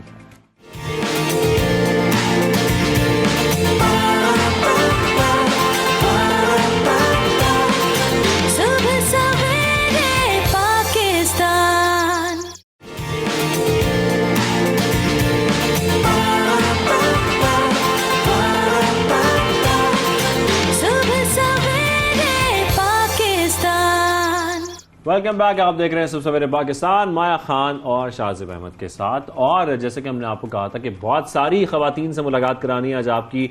बहुत सारी खवातीन आज हमारे प्रोग्राम का हिस्सा भी हैं, और जो हमारी अगली मेहमान हैं जिनका हम जिक्र कर रहे हैं। हाँ, वैसे हमारा डेली वुमेंस डे होता है ना, हम उनको ऐसे शामिल कराते रहते हैं अपने शो में। तो आज हमारी खास मेहमान हैं, बैरून मुल्क में भी वो खूब उनके चर्चे हो रहे हैं। अपने मुल्क में तो खैर उनके चर्चे थे ही बहुत अरसे से, अब तो माशाल्लाह अब दुनिया भर में अपना नाम जो है वो अब कमा रही हैं। साथ में उनकी जो खिदमात हैं उनको सराहने के लिए खास तौर पर न्यूयॉर्क टाइम्स स्क्वायर पर बड़ी तस्वीर उनकी आवेज़ा की गई है, जिसके बाद हमने देखा कि उनके जो चर्चे हैं उसमें मजीद इजाफा हो गया है। तो उनका ये सफर कैसा रहा, और हम जिनका जिक्र कर रहे हैं, जिनकी बात कर रहे हैं, वो बड़ी टैलेंटेड गुलकारा हैं। महक अली इनका नाम है, और इनके गाने मैं बहुत अरसे पहले मैंने सुना था और उसके बाद बीच में गैप आ गया। गैप के बाद फिर मेरी आज उनसे मुलाकात हो रही है। तो आज आपकी मुलाकात भी करवाते हैं और देखते हैं कि what she is up to, आजकल क्या चल रहा है। और ये जो अचानक न्यूयॉर्क टाइम्स स्क्वायर पर तस्वीर वेलकम महक। कैसे क्या वजह, लेकिन कैसी हैं आप? देखिए टाइम पूरा करना अस्सलाम वालेकुम and thank you for having me. और मैं माया की पहले से फैन हूँ। अरे प्लीज, मैं माया को फॉलो करती हुई आ रही हूँ, तो like she is an inspiration for me too. God bless. और मैं वुमेन क्रिएटर्स की एम्बेसडर हूँ। ओह माशाल्लाह। तो आप हैं, मैं ऑल ओवर द वर्ल्ड जितनी भी हैं, तो उनको ये क्रेडिट जाता है कि वो जो मेहनत करती हैं, तो हमें भी बराबर हकूक चाहिए, काम के लिहाज से, यस यस, अपने हक के लिहाज से, विरासत में, पढ़ाई में, इज्जत में, और बोलने का जो हमारी आज़ादी है उसमें। सबसे पहले बताएं ये टाइम्स स्क्वायर पर जो तस्वीर लगाई गई है, क्यों लगाई गई? ये मेरे म्यूजिक की वजह से पूरी दुनिया से हर मुल्क से एक आर्टिस्ट को चूज किया जाता है। अच्छा। और मैं उनमें से एक हूँ, तो मैं पाकिस्तान को रिप्रेजेंट करती हूँ। How nice and I'm कितना अच्छा loving। लगता है ऐसे पिक्चर देख के किसी पाकिस्तानी आर्टिस्ट की। ऐसा लगता है, मतलब दिल ना वो खुशी के आंसू निकल रहे हैं, हमारे पाकिस्तानी की तस्वीर लगी है। यो इतनी एक्साइटमेंट हो जाती है। आप किसी भी इंटरनेशनल लेवल पर, अभी जो है वो यासिर हुसैन गए हुए हैं यूके फिल्म फेस्टिवल के लिए, अपनी फिल्म का जो ओपनिंग जो हुई है फेस्टिवल उनकी फिल्म से हुई, इतनी खुशी हो रही है कि अपने लोगों को, अपने काम को, हमारे टैलेंट को बाहर पजीराई मिलती है। और जब आपको अपने घर में, अपने मुल्क में इज्जत मिलती है अल्हम्दुलिल्लाह, लेकिन जब बाहर मिलती है ना, जब आपको कोई नहीं जानता होता, आपको सिर्फ और सिर्फ आपके टैलेंट से जाना जाता है। बिल्कुल। और मुझे अमेरिका से, यूके से जितने भी हमारी कम्युनिटी है पाकिस्तानी, वो इतना खुश हो रहे हैं, लाइक जैसे उनके घर की सेलिब्रेशन है ना। जब पाकिस्तान का नाम आता है ना, तो पूरा पाकिस्तान है। Of course, सबकी of course। तो हमने कमीज तेरी काली भी सुना था, और उसके बाद भी आपके बहुत सारे गाने उसके बाद काला कुछ कलाम अभी आपकी बड़ी रिसेंटली मशहूर हुए हैं। सूफी मैंने, क्योंकि मैं सूफी एंड फोक सिंगर। तो ये सूफीज्म की तरफ आप बाद में आई या पहले से शुरू से आपको? कमीज तेरी काली इज अ फोक सॉन्ग। तो मैं कमीज से कुछ सुन सकते हैं आपसे? हाँ, चाहे तो थोड़ा कुछ सुना दो। सुन ले। मुल विकदा रूम आया, एक चंगा तू लगने, दूजा फेर भी तू आया। तू पहला पावे ते नाज बखावे, रब करे साडा मेल कदी आ जाए सा खेल, रब करे साडा मेल कदी आ जाए सा खेल, सनू बैन दे जुल्फां दी छावें, कमीज तेरी काली नी सोने फुल्लां वाली। जिए क्या बात है जी। मतलब और इसमें मैं लाला का ऐड करना चाहूंगी। लाला ने मुझे मोस्टली ना, जब कमीज तेरी काली आया तो टीआरपी के लिए ना मुझे चैनल्स पे बुलाया जाता था। लाला ने मुझे मेरा माथा चुमा, मेरी तारीफ की। तो इसमें मैं कहना चाहूंगी, जो बड़ा आर्टिस्ट होता है वो हमेशा ज़र्फ का भी बड़ा होता है। ऐसा ही नहीं, आपकी अपनी आवाज माशाल्लाह इतनी खूबसूरत है, और आपकी आवाज बड़ी डिफरेंट सी है, बड़ी मुख्तलिफ आवाज है सुनने नहीं। बेसिकली इनकी जो आवाज है ना, अगर अमजद भाई यहाँ पर मौजूद होते हैं ना, तो वो कहते हैं कि तुम्हारी आवाज में जो है ना, वो मुझे राजस्थान फील हो रहा है, क्योंकि वो इस तरह की वॉइसेस को, क्योंकि वो खुद राजस्थान से, तो वो ढूंढते थे इस तरह की आवाजें। So I could actually imagine him कि वो होते तो वो कितनी तारीफ करते। और ये समझूंगी कि उनकी तरफ से Allah, it's an honour to have you. But जिस तरह से मतलब पूरी दुनिया में लोग एकदम से हुआ, पता था कि टाइम्स स्क्वायर पे तस्वीर लगने वाली है, या अचानक पता चला? बिल्कुल नहीं पता था, और 9 साल लग गए यहाँ तक पहुँचने में। बहुत काम किया, और क्योंकि पर्दे के पीछे वाले सिंगर्स, वो पर्दे के पीछे होता है ना, किसके ऊपर पिक्चराइज हो रहा है, लोगों को पता नहीं होता है। तो वो गाने वाले जो होते हैं, फिर जब ये स्पॉटिफाई ने मुझे ये चांस दिया, मेरी वहाँ पे पिक्चर लगी और मैं पूरे पाकिस्तान को रिप्रेजेंट करी, तो पूरे पाकिस्तान ने मेरी खुशी को सेलिब्रेट किया। आप लोगों ने, सबने बहुत प्यार दिया, सेलिब्रेट करते रहेंगे। लेकिन साथ ये बताएं कि कितना लंबा सफर था, कितना चैलेंजिंग था, कब आपने आगाज किया सिंगिंग का बाकायदा तौर पर? क्या सीखा भी, किसी ने सिखाया भी आपको? मैं 2013 में कंपटीशन हुआ था, वो मैंने विन किया। तो लगता है ना कि सेल्फियों का दौर स्टार्ट हो गया, स्टार बन गया आप, लेकिन स्ट्रगल आपका तब शुरू होता है जब आप कुछ अच्छा करते हैं या ऐसा करते हैं कि आपको प्रेशर ज्यादा आ जाता है, तो रिस्पॉन्सिबिलिटी बढ़ जाती है। बिल्कुल। और फिर मैंने, क्योंकि आई बिलीव आप डॉक्टर हैं, आप टीचर हैं, कोई भी है, तो आपको सीखना बहुत जरूरी है, पॉलिश होना बहुत जरूरी है। उस्ताद आपको सिखाते थे, लेकिन जिंदगी में भी आपकी रहनुमाई करते हैं, लाइक आपकी ग्रूमिंग करते हैं एज अ शख्सियत के लिहाज से। तो मैंने सेमी क्लासिकल रेडी पाकिस्तान से सीखा, फिर फारूकी साहब से सीखती रही मैं। क्या बात। और सीखने की कोई उम्र नहीं होती है मेरे ख्याल से, सीखना आपसे भी मैंने बहुत कुछ सीखा। पॉजिटिव लाइकवाइज आप भी सिखाती हैं? नहीं, मैं तो सीख रही हूँ इनसे। मैं कहाँ सिखाऊंगी? गुनगुना रही होती है ना कभी-कभी, मैंने कहा आप गाती वो तो मैं तुम्हारे कान में जंग घोलने के लिए पिलाती हूँ, गाती रहती हूँ। लेकिन जब 9 साल का अभी हम ऑफ कैमरा भी कुछ बातें कर रहे थे, सडन लोगों से आपका ना सडन क्लिक हो जाता है, तो वो आई थिंक महक के साथ मुझे और शाहजेब को वो वाइब्स आई, इनका ऑरा माशाल्लाह is very very pure, very very innocent इनका जो ऑरा है, और वो फीलिंग आ रही है कि आप लोग ऑन स्क्रीन इस वक्त। 9 साल का आसान नहीं था सफर ना? बिल्कुल नहीं था। और जो सबसे ज्यादा मुझे चीज मैं मेंशन भी करती हूँ, मैं चाहती हूँ कि मुझे हमेशा मेरे काम से पहचाना जाए, और मेरे काम से ही पहचाना गया तो मुझे बड़ी खुशी हुई। मैं हॉस्टल में रहा करती थी, 2 साल में वहां पे रही, और मैं रेडियो पाकिस्तान जाती थी, पॉइंट से ना जगह जगह बस रुकती है, वापसी पे आते टाइम हो जाता है लाहौर। तो जब मैं हॉस्टल पहुंचती थी तो 10 बजे गर्ल्स हॉस्टल था, दरवाजा बंद हो जाता था, तो मैं रात सारी गुजारती थी कैफेटेरिया में, और मैं सुबह फिर 6-7 बजे जब दरवाजा खुलता था तो जाके फिर सोया करती थी। उफ उफ उफ। अच्छा, ये स्क्रीन पे बार बार मैं देख रहा हूँ ननकाना साहब शहर का नाम चल रहा है। ननकाना से हूँ। ये ननकाना से न्यूयॉर्क का सफर इसके ऊपर हम कह सकते हैं। बिल्कुल। और ये मेरे ख्याल में हैशटैग भी चलता रहा है कुछ इसके जी जी चलता रहा।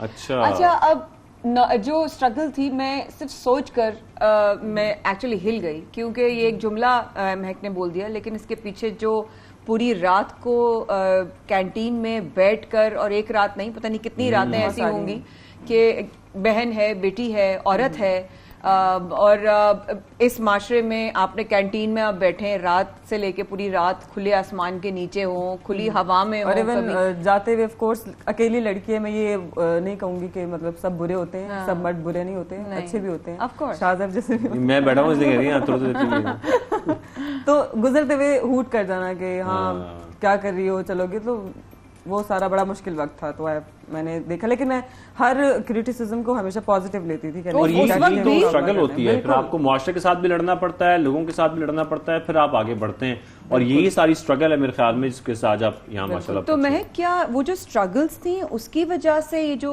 आप वुमेन एम्पावरमेंट की तरफ आई हैं, या खवातीन के हुकूक या खवातीन की आवाज को उठाने के लिए इसलिए आई, because you have been through a lot yourself? मैंने उस चीज को बहुत ज्यादा फेस किया, और मैं समझती हूँ कि अगर औरत को मौका दिया जाए ना तो वाकई दुनिया बदल सकती है। तो अपनी बेटी, बहन, माँ, सबको आप एक लेवल दें। मतलब इतना स्ट्रगल, एक माँ बनना बहुत बड़ी जिम्मेदारी होती है। औरत ही एक मर्द को पैदा करती है, तो औरत फिर इज्जत के हकदार क्यों नहीं है? मैं एक थोड़ा सा डिफिकल्ट सवाल कर रही हूँ, अगर समझ में आए तो जवाब दीजिएगा। औरत की आजादी के ऊपर बहुत आवाज उठाई जाती है, हम भी उन लोगों में हैं जो औरत की आजादी के ऊपर हमेशा आवाज उठाते हैं, लेकिन कभी कभी हम आवाज उठाने की लाइन भी क्रॉस कर जाते हैं। क्या उसकी लाइन आपकी नजर में क्या है? मैं उसके बारे में ये कहना चाहूंगी कि जो सॉरी टू से, अगर मैं किसी को बुरा लग जाए कि अपना खाना खुद गर्म करेगी, मैं बिल्कुल इस चीज के हक में नहीं हूँ। मैं इस हक में कि औरत को एजुकेशन दी जाए, उसको विरासत में उसका हक दिया जाए, उसको बोलने की आजादी दी जाए, उसको उसके साथ चाइल्ड अब्यूज ना हो, शादी की उसको एक दफा पूछना चाहिए भी आप शादी करना चाहती हैं कि नहीं। तो मैं इस हक में, और मैं इसके ऊपर काम भी करूंगी। मैं स्कूल बनाऊंगी जो नहीं अफोर्ड कर सकती हैं, क्योंकि प्लेटफॉर्म्स कम है पाकिस्तान में, तो आई वुड लव टू मैं उनके लिए काम करूँ। ये तो वुमेन एम्पावरमेंट है, बात बहुत जरूरी है, खासतौर पर जब हम अपनी खवातीन की, इसीलिए हम प्रोग्राम में ज्यादातर शामिल भी करते हैं। तमाम बच्चियों को जो नए टैलेंट है वो भी हमारे सामने आ रहा होता है, उभरकर उनको सपोर्ट करना चाहिए ताकि वो आगे बढ़े और आगे बढ़ते रहे इस तरीके से। लेकिन साथ में ये जरूर बताइएगा कि जो प्लेटफॉर्म जिनके हम आर्ट एंड म्यूजिक की जब बात करते हैं तो हमें ये बड़ा महसूस होता है कि हमारे मुल्क में बड़े टैलेंटेड है बच्चे हैं, लेकिन उनको प्लेटफॉर्म्स नहीं मिलते, वो आगे आ नहीं पाते। अब सोशल मीडिया से उनको बड़ी सपोर्ट मिल रही है।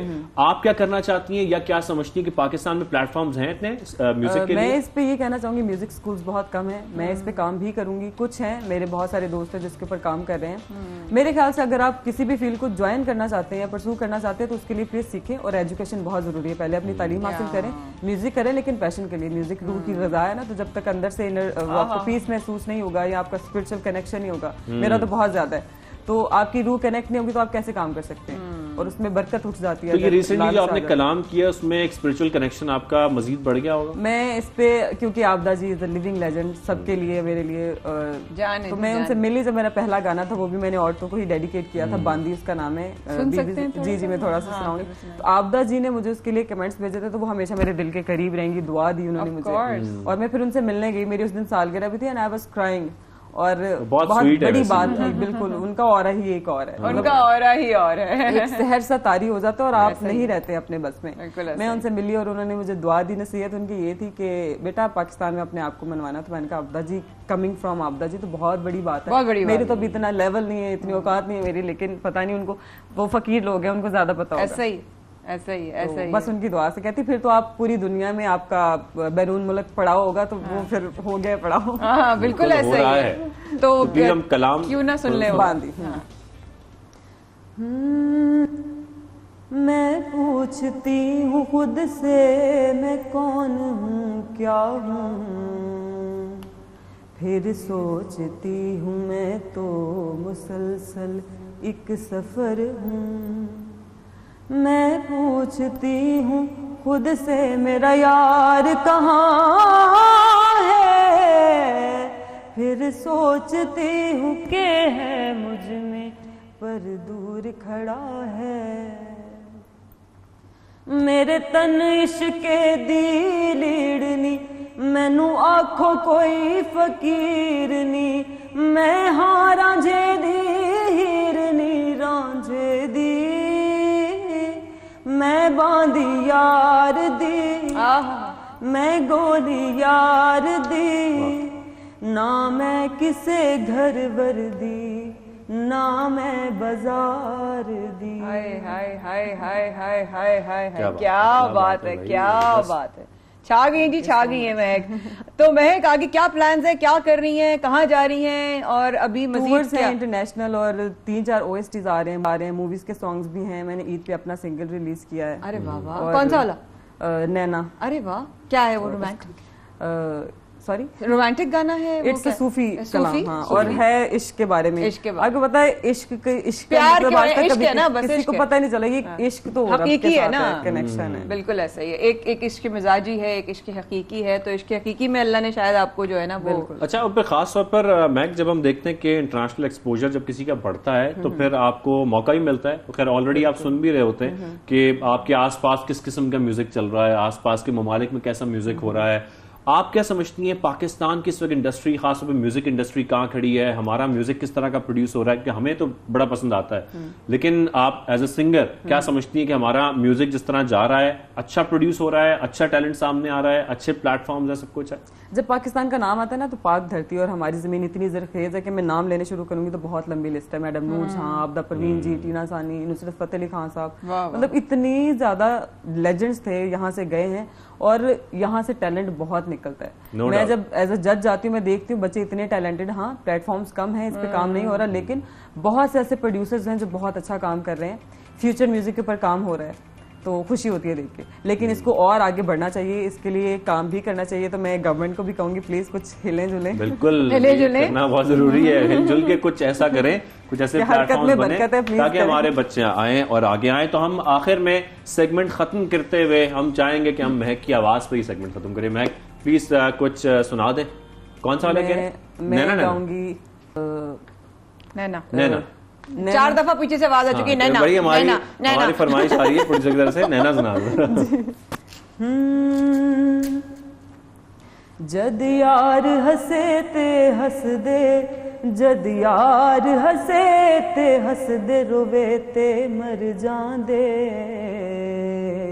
नैना रे नैना रे नैना लड़ जांदे, लड़ जांदे नैना, नैना रे नैना रे नैना लड़ जांदे।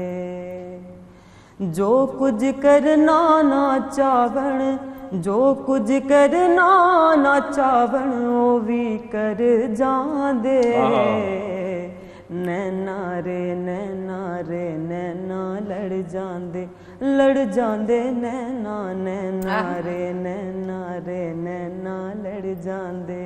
जगहें लगाती है लड़की, जबरदस्त जगहें लगाती है भाई, क्या बात है। बहुत बहुत अच्छा लगा। मैं thank you for having, thank you for coming and अच्छा ऑल द वेरी बेस्ट। अच्छे अच्छे गाने बनाते रहे, हमें याद रखिएगा। और ऐसे ऐसे तस्वीरें हर जगह, ऐसे टाइम स्क्वायर पे नहीं हो, मैं हर स्क्वायर पे आप लगी, हर स्क्वायर पे माया ने कह दिया तो इंशाल्लाह और राज करने वाले हैं। Thank you very much, thank you so much for coming. और सबसे पहले पाकिस्तान में हमने कहा था ना आपकी मुलाकात कराएंगे बड़े इंटरेस्टिंग लोगों से, बड़े इंटरेस्टिंग टैलेंट से। तो ये टैलेंट जो है है वो आप लोग ऐसे ही देखते रहेंगे। अब प्रोग्राम में आगे बढ़ते हैं और कुछ हम जिक्र करेंगे। ईद उल फितर पर शॉपिंग होती रही है। हमने पिछले अभी इसी हफ्ते में पिछले दिनों में बताया था कि ईद के जमाने में किस तरह शॉपिंग का जो है वो रुझान देखा गया कि कम हुआ है, एवरेज जो है वो सेल्स में कमी आई है और वो लोगों को ताजिर बरादरी को बड़ी शिकायत रही कि जी 40% जो है वो कमी आई जो है। और ओवरऑल ये बात की जा रही थी कि ईद पे शॉपिंग कम हुई है। जब जिक्र करते हैं और कंपैरिजन करते हैं पिछले साल का, तो 35 अरब का जब कंपैरिजन करें तो इस साल 25 अरब की शॉपिंग हुई, जो कि शॉपिंग बहुत कम बताई जा रही थी। खासतौर पर जो बिजनेस कम्युनिटी है, जो छोटे सरमायाकार हैं, वो भी ये कह रहे थे कि भाई हमारी जो इस वक्त जो बिजनेस है वो बहुत कम हो रहा है, जो दुकानें हैं वो चल नहीं रही, चीजें बिक नहीं रही, माल वैसे का वैसे ही पड़ा रहा, ईद पर शॉपिंग इतनी हुई नहीं। लेकिन इसकी वजह क्या है? क्या शॉपिंग हुई नहीं या शॉपिंग कहीं और हो गई और दुकानों से नहीं हुई? शाहज़ेब, क्या अग्री करेंगे आप मुझसे कि कुछ पिछले, क्योंकि कोविड के टाइम में जब सब कुछ बंद हुआ तो ऑनलाइन चीजें ज्यादा एक्टिव हो गई, ऑनलाइन बिजनेसेस एक्टिव हो गए। अच्छा, जो जिनका बिजनेस नहीं भी चल रहा था उनका भी काम शुरू हो गया। ठीक है, ऐसे मास्क तो हमारी जिंदगी का कभी हिस्सा रहा ही नहीं, हमने कभी सोचा भी नहीं था, लेकिन इतने मास्क, फिर स्टाइलिश मास्क, फिर फैशन वाले मास्क, फिर कलरफुल मास्क, तो और वो इजी भी है ना, आपने एक बटन दबाया घर पे डिलीवर हो गया आपके, और इजीली आपके घर पे पहुंच भी गए। लेकिन उसमें रिस्क भी कितना होता है ना, जो आप देख रहे हैं वो चीज आपकी आ भी रही है कि नहीं, वो चीज उस हिसाब से आ भी रहा है कि नहीं। लेकिन हमारे साथ आज मौजूद हैं ऑनलाइन, बिल्कुल हमारे साथ गेस्ट भी हैं, उनसे हम जानेंगे कि वजह है कि तकरीबन गुज़िश्ता 2 सालों के दौरान ऑनलाइन शॉपिंग के रुझान में बहुत इजाफा हुआ है, लोग बहुत ज्यादा ऑनलाइन शॉपिंग की तरफ चले गए हैं। क्या इसमें हम ये भी देख रहे हैं कि ऑनलाइन शॉपिंग जो है अब वो इतनी कह लें कि ऐसी एतबार वाली हो गई है कि जो चीज़ आप मंगवाएं एग्जैक्टली वैसी मिल भी जाती है, अच्छी क्वालिटी की मिल जाती है, जो चीज़ चाहते हैं वो घर पे मिल जाती है, तो फिर क्या जरूरत है पेट्रोल खर्च करके बाजार जाने की? तो इसी मामले पर बात करनी है। CMO अमार हसन साहब हमारे साथ मौजूद हैं। अस्सलाम वालेकुम, खुशामदीद कहेंगे आपको सुबह सवेरे पाकिस्तान में। कैसे हैं आप? ठीक ठाक हैं दराज अमार हसन साहब? जी मैं ठीक ठाक हूँ, आप कैसे? दराज.pk ना, हाँ दराज.pk से CMO अमार साहब मौजूद। अस्सलाम वालेकुम अमार साहब, आपको आवाज आ रही है हमारी? बहुत शुक्रिया, प्रोग्राम में आपने जो है वो शिरकत की। और सबसे पहले ये कि ईद पर लोगों ने खूब ऑनलाइन शॉपिंग की है, इसमें सच्चाई है या नहीं? जी बिल्कुल सच्चाई है। आपको मेरी आवाज आ रही? जी बिल्कुल आ रही। जी ऑनलाइन हम लोग टेस्ट अभी रिसर्च ही कर रहे थे, रमजान खत्म हुआ था, ईद के बाद सब ऑफिस आए थे, तो हमें ऑलमोस्ट 56% इंक्रीज था नॉन रमजान पीरियड से, रमजान से 1 महीने पहले। और हमारे यहाँ बड़ा इंकरेजिंग नंबर्स दिखे और कुछ कैटेगरीज स्पेसिफिकली थी जहाँ हमें बहुत ज्यादा इंक्रीज नजर आया शॉपिंग के अंदर, स्पेशली फैशन प्रोडक्ट्स में, जहाँ खवातीन के कपड़े और मर्दों के कपड़े और स्पेशली बच्चों के कपड़े, उसके साथ साथ ब्यूटी प्रोडक्ट्स हैं, जहाँ मेकअप प्रोडक्ट्स हैं, उनके अंदर हमें काफी इंक्रीज नजर आया। एक स्पेशल कैटेगरी हमें नजर आई जो पहले हमें इतनी ग्रो करते हुए नहीं दिखती थी, जिसमें फर्नीचर एंड होम डेकोरेशन के आइटम्स थे, जहाँ हमने उसको को रिलेट किया कि खवातीन ईद के दिन अपने घर पे मिरर्स, कारपेट्स, डेकोरेशन पीसेस, ये सारी चीजें हमें बड़ी इंक्रीज होते हुए नजर आई। सो ओवरऑल एट दराज representing Pakistan number 1 online e commerce place, तो हमें तो अपना बिजनेस काफी अच्छा ग्रो होते हुए नजर आया। अच्छा अमर साहब, आप हमारे साथ ये फिगर शेयर कर सकते हैं, क्योंकि हमने अभी रिसेंटली एक सेगमेंट किया था जिसमें हमें ये पता लगा था कि ओवरऑल जो बिजनेस है, खासतौर पर ईद के दिनों में बहुत शॉपिंग होती है, लोग बाजारों में जाते हैं और शॉपिंग करते हैं, लेकिन वो शॉपिंग बहुत कम हुई, बहुत कम बिजनेस हुआ ओवरऑल। अगर हम बात करें ईद की शॉपिंग के हवाले से, तो आप कुछ ऑनलाइन शॉपिंग के हवाले से हमें बता सकते हैं? कोई फिगर्स या फैक्ट्स एंड फिगर्स आपके पास अवेलेबल हैं कि कितनी शॉपिंग ऑनलाइन हुई है अगर हम सिर्फ ईद की बात करें तो? मैंने जिस तरह अभी आपको बताया कि it was more than an increase of 56% for दराज, और उसके अंदर हमारे कुछ ऐसे मेट्रिक्स होते हैं जिसमें एक यूजर अगर आम महीने में एक दफा ऑर्डर करता है, तो रमजान और ईद से पहले वाले टाइम के अंदर हमने उसको देखा कि वो ऑर्डर पर फ्रीक्वेंसी 2 तक चली गई। हमारा जो एवरेज ऑर्डर वैल्यू है, जिसके अंदर के इसका ऐसे तखमीना लगाएं कि एक ऐड टू कार्ट करने में आपकी कितनी मालियत का सामान आपकी बास्केट में होता है, वो इंक्रीज कर गया 30%। So overall all the indicators regarding online shopping we saw के it was on the increase. Right अच्छा, साथ में अक्सर लोगों का मानना है कि ऑनलाइन शॉपिंग उन्हें सस्ती पड़ती है, और क्योंकि बहुत से कंपनीज, ब्रांड्स ने या दुकानदारों ने कई डीलर्स जो हैं वो इंट्रोड्यूस किए हैं, क्या वाकई ऐसा है कि सस्ती पड़ती है और उसका रीजन यही है? जी बिल्कुल। देखें, क्योंकि अभी ग्रोइंग कैटेगरी है, एक तो आप ये भी इसका आम अल्फाज में इस तरह अंदाजा लगाएं कि अगर एक कोई फिजिकल शॉप है तो उसको मैनेज करने में बिजली का बिल भी आता है, आपको एम्प्लॉयज भी रखने पड़ते हैं, 100 किस्म की कॉस्ट होती हैं। ऑनलाइन शॉप फ्रंट के अंदर आपके वो सारे जो ओवरहेड्स होते हैं वो नहीं होते, तो दैट मींस जो सेलर है या जो ब्रांड है वो कस्टमर्स को ज्यादा बेनिफिट पास कर सकते हैं कॉस्ट का। इसके साथ साथ हमारे डिफरेंट पार्टनर्स होते हैं जिसमें बैंक्स, पेमेंट पार्टनर्स, ब्रांड्स, वो सब कस्टमर्स को डिस्काउंट देते हैं। एक अगर फिगर दूं मैं आपको, तो दराज की जो फ्लैगशिप सेल होती है 11/11, पिछले साल हम लोगों ने 50 करोड़ रुपीस का डिस्काउंट कस्टमर्स तक दिया था। अच्छा अमर साहब, मैं दो बातें यहाँ पे आपसे पूछना चाहता हूँ। एक तो ये बड़ी प्रॉब्लम रही है, माजी में हमने देखा है कि जब कोई ऑर्डर किया जाता है, कोई ऑनलाइन शॉपिंग की जाती है, डिलीवर कुछ किया जाता है, मिलता कुछ है, क्वालिटी दिखाई कुछ जाती है, आपको जो रिसीव होता है, डिलीवर होती है चीज़, वो आइटम बिल्कुल ही मुख्तलिफ होती है।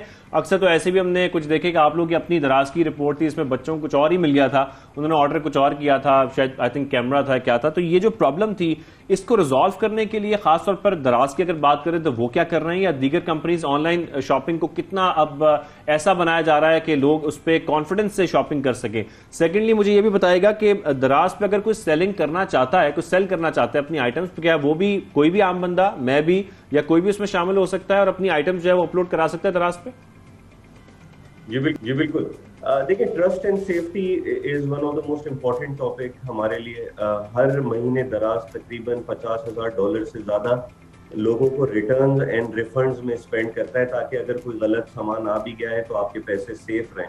उसके अलावा हम बड़ी स्पेशल कोशिश कर रहे हैं कि जो दराज पे सेलर्स हैं उनको हम स्ट्रिक्टली मॉनिटर करें कि अगर किसी की रेटिंग एंड रिव्यूज बुरे हैं तो हम उनको प्लेटफॉर्म से हटा देते हैं।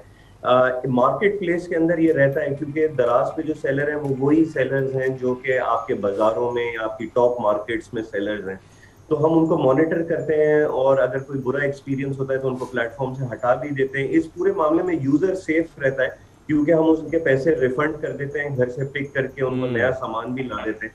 तो top online e commerce platforms हैं जो दूसरे भी पाकिस्तान में काम कर रहे हैं, आई थिंक वो सब इस लेवल पे ही काम कर रहे हैं। आपका जो रिफंड एंड रिटर्न पॉलिसी भी है ना? जी, return and refund policy 7 days के अंदर आप अपना सामान वापस कर सकते हैं। हमने जैसे बताया कि ऑलमोस्ट 80 से 90 लाख रुपए हम हर महीने रिटर्न एंड रिफंड्स पे लोगों को हम खर्च करते हैं। उसके बाद देखिए, सेलर्स जो हैं वो, आप सेल ऑन दराज लिखें गूगल पे और एक लिंक आएगा और आप उस पर लॉग इन कर सकते हैं। हमारी फाइनेंस टीम पहले आपको वेरीफाई करेगी कि आपका कारोबार कितना बड़ा है, आप क्या सामान बेच रहे हैं, और अगर आप हमारे क्वालिटी स्टैंडर्ड्स पे आते हैं तो आप अपना शॉप खोल सकते हैं दराज पे। मुख्तलिफ लोग, नॉर्मल पार्ट टाइम जॉब करने वाले लोग भी कुछ सामान घर से कारोबार कर रहे हैं। खवातीन बहुत सारी हमारे पास डेटा आता है कि वो भी कारोबार कर रही है। खवातीन के वैसे फर्ज करें किसी खातून के पास कोई प्रोडक्ट है तो वो किस तरीके से, वही इस तरह आपने कहा कि वो अगर सेल ऑन दराज है तो वो उसी पे जाके, बहुत सारे लोगों को नहीं समझ में आती कॉम्प्लिकेशंस वगैरह, लेकिन उनको कोई अगर सीधा और सिंपल कोई रास्ता हो तो वो भी जरा प्लीज जरा बताते चलिएगा।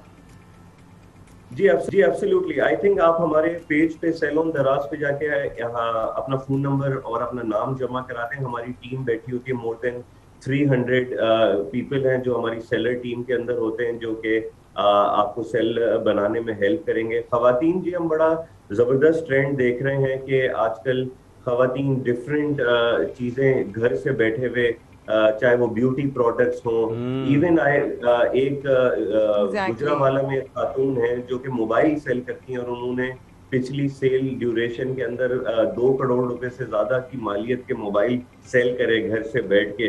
तो I think this platform gives democracy and empowerment to everybody, चाहे आप जिस सोशो इकोनॉमिक क्लास में हो, चाहे आप जो जेंडर से ताल्लुक रखते हो, चाहे आप किसी भी सिटी से ताल्लुक रखते हो। दराज के थ्रू 118 सिटीज तक हम आपका सामान पहुंचाते हैं। तो आई थिंक पाकिस्तान में ई कॉमर्स ग्रो कर रहा है, इंटरनेट पेनिट्रेशन ग्रो कर रही है। बिल्कुल ई कॉमर्स ग्रो कर रहा है। यही वजह है, देख रहे हैं कि बिल्कुल मार्केट इसकी बहुत बड़ी होती जा रही है और ऑनलाइन खरीदारी का रुझान जो है बहुत बढ़ता जा रहा है। CMO दराज अमार हसन साहब हमारे साथ मौजूद है। Thank you very much sir, आपने हमें ज्वाइन किया और ऑनलाइन शॉपिंग के हवाले से आप हमें जो डिटेल्स शेयर कर रहे थे वो लोग जानना चाहते थे, तो अब हमें समझ आई है कि ये जो ईद पे शॉपिंग हुई थी वो कम क्यों हुई थी। एग्जैक्टली और इसी बात पे छोटा सा वक्फा लेते हैं। मैं जरा जाके ऑनलाइन भी देखूं because obviously e commerce is going like crazy and that's the future. So वक्फे के बाद आइएगा हमारे साथ और देखते हैं प्रोग्राम में और क्या है आपके लिए। Please stay with us.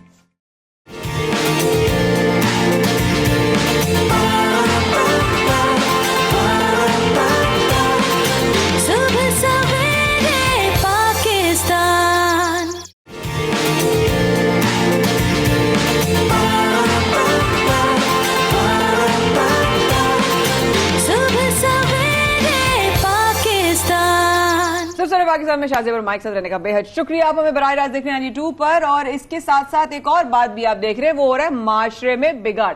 अब बहुत सारी चीजें उसकी वजूहात बन सकती हैं, ऑब्वियसली फ्रस्ट्रेशंस भी हैं, झगड़े भी हैं, जो है महंगाई भी है, लोड शेडिंग भी है, जो है शदीद जो है इस वक्त मजीद चैलेंजेस का और तराशियों के जो इल्जाम जो वाकयात है वो भी बहुत बढ़ गए हैं ना, सोशल मीडिया हो चाहे टीवी हो, देखिए बचपन में सिर्फ इल्जाम लग रहे होते हैं। बॉस बचपन में हमने एक जगह पढ़ा था कि blame game is the easiest way out. आपको कोई भी जिंदगी में प्रॉब्लम है ना, भाई मेरा पेन ऐसे क्यों रखा है, शाहजेब बैठा हुआ था इसलिए रखा हुआ है, ये मतलब सबसे आसान तरीन काम है। आप दुनिया में किसी के ऊपर भी ब्लेम डाल दें, आप अपनी जिंदगी के फेलियर्स का जिम्मेदार किसी और को ठहराएं कि मैंने जिंदगी में ये नहीं बन सका उसकी वजह से। अरे भाई वो खुद अपनी जिंदगी में कुछ नहीं बन सका, आपको क्या रोकता वो बनने से लिए, लेकिन आपने कुछ खुद क्या कर लिया। और सेकेंडली सोशल मीडिया के ज़ाहिर आने के बाद बहुत सारी खबरें जो कि वैसे ज़ाहिरी बात है बच्चों के ख्याल करते हुए रोक ली जाती थी, अब वो बहुत ओपनली आपको मिल जाती हैं, खत्म हो गई बिल्कुल। और उसमें अब कोई प्रॉब्लम नहीं है, वो बच्चे चाहे तो उनकी एक्सेस है कि वो सोशल मीडिया से तमाम खबरें जान भी सकते हैं, ना भी जानना चाहें तो उनके सामने वो आ जाती है। और आप कितना सोशल मीडिया पे बच्चों को जो है कंट्रोल कर लेंगे, एक टाइम पे आप बता के आपको भी नींद आ जाएगी, आप भी सो जाएंगे, लेकिन आपको नहीं पता जो बच्चे जिसके अंदर आपसे ज्यादा ताकत है और वो जवान हो रहा है, वो सारी रात फोन पर बैठा होता है और वो क्या क्या देख रहा होता है। अगर हम भी कोई गेम खेल रहे हैं, उस दिन भी मैं शाहजेब से और शाहरुख भाई से बात कर रही थी कि जो गेम खेल रहे हैं इसके बीच में ऐड आता है, वो अजीब बेहुदा सा मुझे ऐड लग रहा होता है, हम उसको क्लोज दबा देते हैं, लेकिन क्या हर इंसान क्लोज का ऑप्शन की तरफ जाता है? ये माशरे में ऐड भी जबरदस्ती दिखाए जाते हैं, हम तो क्लोज भी नहीं होते वो, मतलब अजीब। शाहजेब लिटरली ऐसा लगता है कि जैसे कोई भरमार है। हाँ, अगर हम दीन की रोशनी से देखें तो हमें इशारे दे दिए गए थे, बता दिया गया था बुराई किस तरह बढ़ेगी, किस तरीके से फहाशी फैलेगी, किस तरीके से जो शैतान बहकाएगा अपने जो अल्लाह के बंदे को, वो बात बिल्कुल हक है, उस पर कोई शक ही नहीं। लेकिन जब आप देखते हो ना तो आपको और परेशानी होती है। लेकिन देखिए जो सबसे इंपॉर्टेंट चीज है ना माया, जिसका हम असल में जिक्र करना चाह रहे हैं, वो ये भी है कि जब हम बाहर की मूवीज भी कुछ हों तो वहां पर पेरेंटल गाइडेंस का वहां पर टैग लगा होता है और ये लिखा जाता है, PG-13 लिखा जाता है, सिर्फ इस वजह से ताकि ये बताया जा सके कि ये मूवी या ये फला कंटेंट जो है ये इन बच्चों के लिए नहीं है, या ये +18 के लिए है, ये इनके लिए है। तो वो जो एज का खास तौर पर उसमें खास तौर पर ख्याल रखा जाता है, वो इस वजह से रखा जाता है ताकि कंटेंट जिसको दिखाना चाहिए उसे उन्हीं को दिखाया जाए, वो ये ना हो कि बच्चे देखें। जो लाउंज में नहीं आनी चाहिए वो सोशल मीडिया पे आ जाती है। बेडरूम की बातें जो बराबर वाले कमरे में नहीं जानी चाहिए वो पूरी दुनिया उस पर तबसरे कर रही है और पूरी दुनिया को भी सलाम है कि वो अपनी जिंदगी के मसले जो है वो नहीं सुलझा रहे, वो दूसरों के मसले पे तबसरे कर रहे हैं, जैसे कि वो दोनों तरफ के लोगों को जो है ना उनका मौक़िफ़ भी जानते हैं और हक़ाइक़ से वाकिफ। देखिए इस पूरे मामले का रिफ्लेक्शन जो है वो हमारे मुआशरे में हमें नजर आता है और वो रिफ्लेक्शन जो नजर आ रहा है उससे बिगाड़ कितना पैदा हो रहा है मुआशरे में, इसी पर हमें बात करनी है। और इसी को समझने के लिए हमने दावत दी और हमें join motivational speaker professor doctor Javed Iqbal साहब ने। डॉक्टर साहब आपको खुशामदीद कहेंगे सबसे पहले पाकिस्तान में। अस्सलाम वालेकुम, कैसे हैं आप? जी बहुत बहुत शुक्रिया जी, वालेकुम अस्सलाम। डॉक्टर साहब बहुत शुक्रिया, आपने वक्त निकाला और बाकी में आपकी जो बात जिस तरह आप लोगों को समझा रहे होते वो ऐसा लगता है ऐसा कोई अपना बड़ा जो है वो तलकीन कर रहा है, वो समझा रहा है और आपकी उस अंदाज की वजह से न जाने कितने लोगों की ज़िंदगियों में उनकी सोच में जो है वो इस्लाह भी हुई है और बेहतरी। हम ये नहीं कहेंगे कोई क्रिमिनल माइंड है, बट करेक्शन ज़रूर होना चाहिए, इस्लाह ज़रूर होनी चाहिए। सर सोशल मीडिया का इस्तेमाल जो है वो बहुत ज़्यादा कहते हैं ना वो कंट्रोल से बाहर हो गया है, वो अब उसकी जो डोर है वो किसी के हाथ में नहीं है। हर इंसान किसी न किसी तरीके से लाइमलाइट के लिए भाग रहा है कि मैं किसी तरह भी लाइमलाइट में आ जाऊं। आपकी नजर में ये सब कैसा है? देखिए, जो दुनिया का निज़ाम है वो जिस बुनियाद पर चलता है वो बुनियाद है पैसा, और जिस काम में पैसा जनरेट होगा वो काम किया जाएगा। जब आप कहते हैं कि एक वीडियो है जिसमें एक आदमी अजीब तरीके से मोटरसाइकिल चलाता है और चला के फिर इसके एक दरख्त से टकरा जाता है, और ये क्या बात है सोशल मीडिया में, ये वीडियो क्यों लगी हुई है? लेकिन अगर आप उसके नीचे देखें तो नीचे लिखा होगा 4 मिलियन, जिसका मतलब होगा $3-4 हज़ार। तो दुनिया के अंदर, और जो दुनिया के अंदर इस वक्त बड़ी बड़ी कंपनीज हैं जैसे गूगल है, फेसबुक है, और सोशल मीडिया को रन करने वाले जितने इदारे हैं, उनके माली जो मफादात हैं वो इसके साथ वाबस्ता हैं। इसकी बड़ी मिसाल ये है कि सारी दुनिया को ये पता है कि असलहा बनाना बहुत खतरनाक है क्योंकि इससे इंसानियत तबाह हो जाएगी, लेकिन इसके बावजूद दुनिया में सबसे बड़ा बिजनेस असलहा बनाने का बिजनेस है। सबको पता है कि सिगरेट पीना बहुत नुकसानदेह है, लेकिन दुनिया में सिगरेट बनाने की फैक्ट्रियां हैं जिस काम में मुनाफा होगा। तो अब बात यह है कि हमारी पूरी दुनिया में प्रायोरिटी ये नहीं है कि इंसानियत कहाँ जा रही है, प्रायोरिटी ये है कि पैसा कहाँ बनाया जा सकता है। इसी की बुनियाद पर सारा ये चैनल्स हैं, इसी की बुनियाद पर ये सोशल मीडिया है, इसी की बुनियाद के ऊपर ये मेटावर्स और सारा न्यू वर्ल्ड ऑर्डर बनता जा रहा है। लिहाजा मैं आज ये सुबह से तीसरे चैनल पर ये बात कर रहा हूँ, ये आज हम ये सारे के सारे लोग जितना मर्जी शोर मचा लें, मैं बहुत ही दुख के साथ आपके साथ शेयर करने जा रहा हूँ कि ये नहीं चेंज होगा। बिल्कुल ऐसे जैसे बहुत मूसलाधार बारिश हो रही हो, शदीद मूसलाधार बारिश हो रही, तो आप कहें ये मेरे कपड़े पर छींटे क्यों पड़ रहे हैं, ये गाड़ी साथ से गुजरी है तो मेरे कपड़े क्यों खराब हो गए? हाँ, अलबत्ता हमारे पास एक बचत का तरीका है कि हम एक अच्छा सा रेन कोट पहन लें और एक मजबूत सी छतरी ले लें। इनफरादी तौर पर मैं, मेरे अहलो अयाल और जो मेरे दायरा असर में लोग हैं उनको मैं डिसिप्लिन करके इससे रोक सकता हूँ और बचा सकता हूँ। लेकिन अगर आप ये कहें कि बाहर एक मूसलाधार बारिश हो रही है और मेरे कपड़े न भीगे, ये नहीं भीगेगा। या तो दुनिया के सारे मुख्तदर लोग बैठें और बैठकर ये फैसला करें कि हमारे यहाँ बनी नौए इंसान को इस प्लेनेट पर बचाना जो है वो ज्यादा अहम है।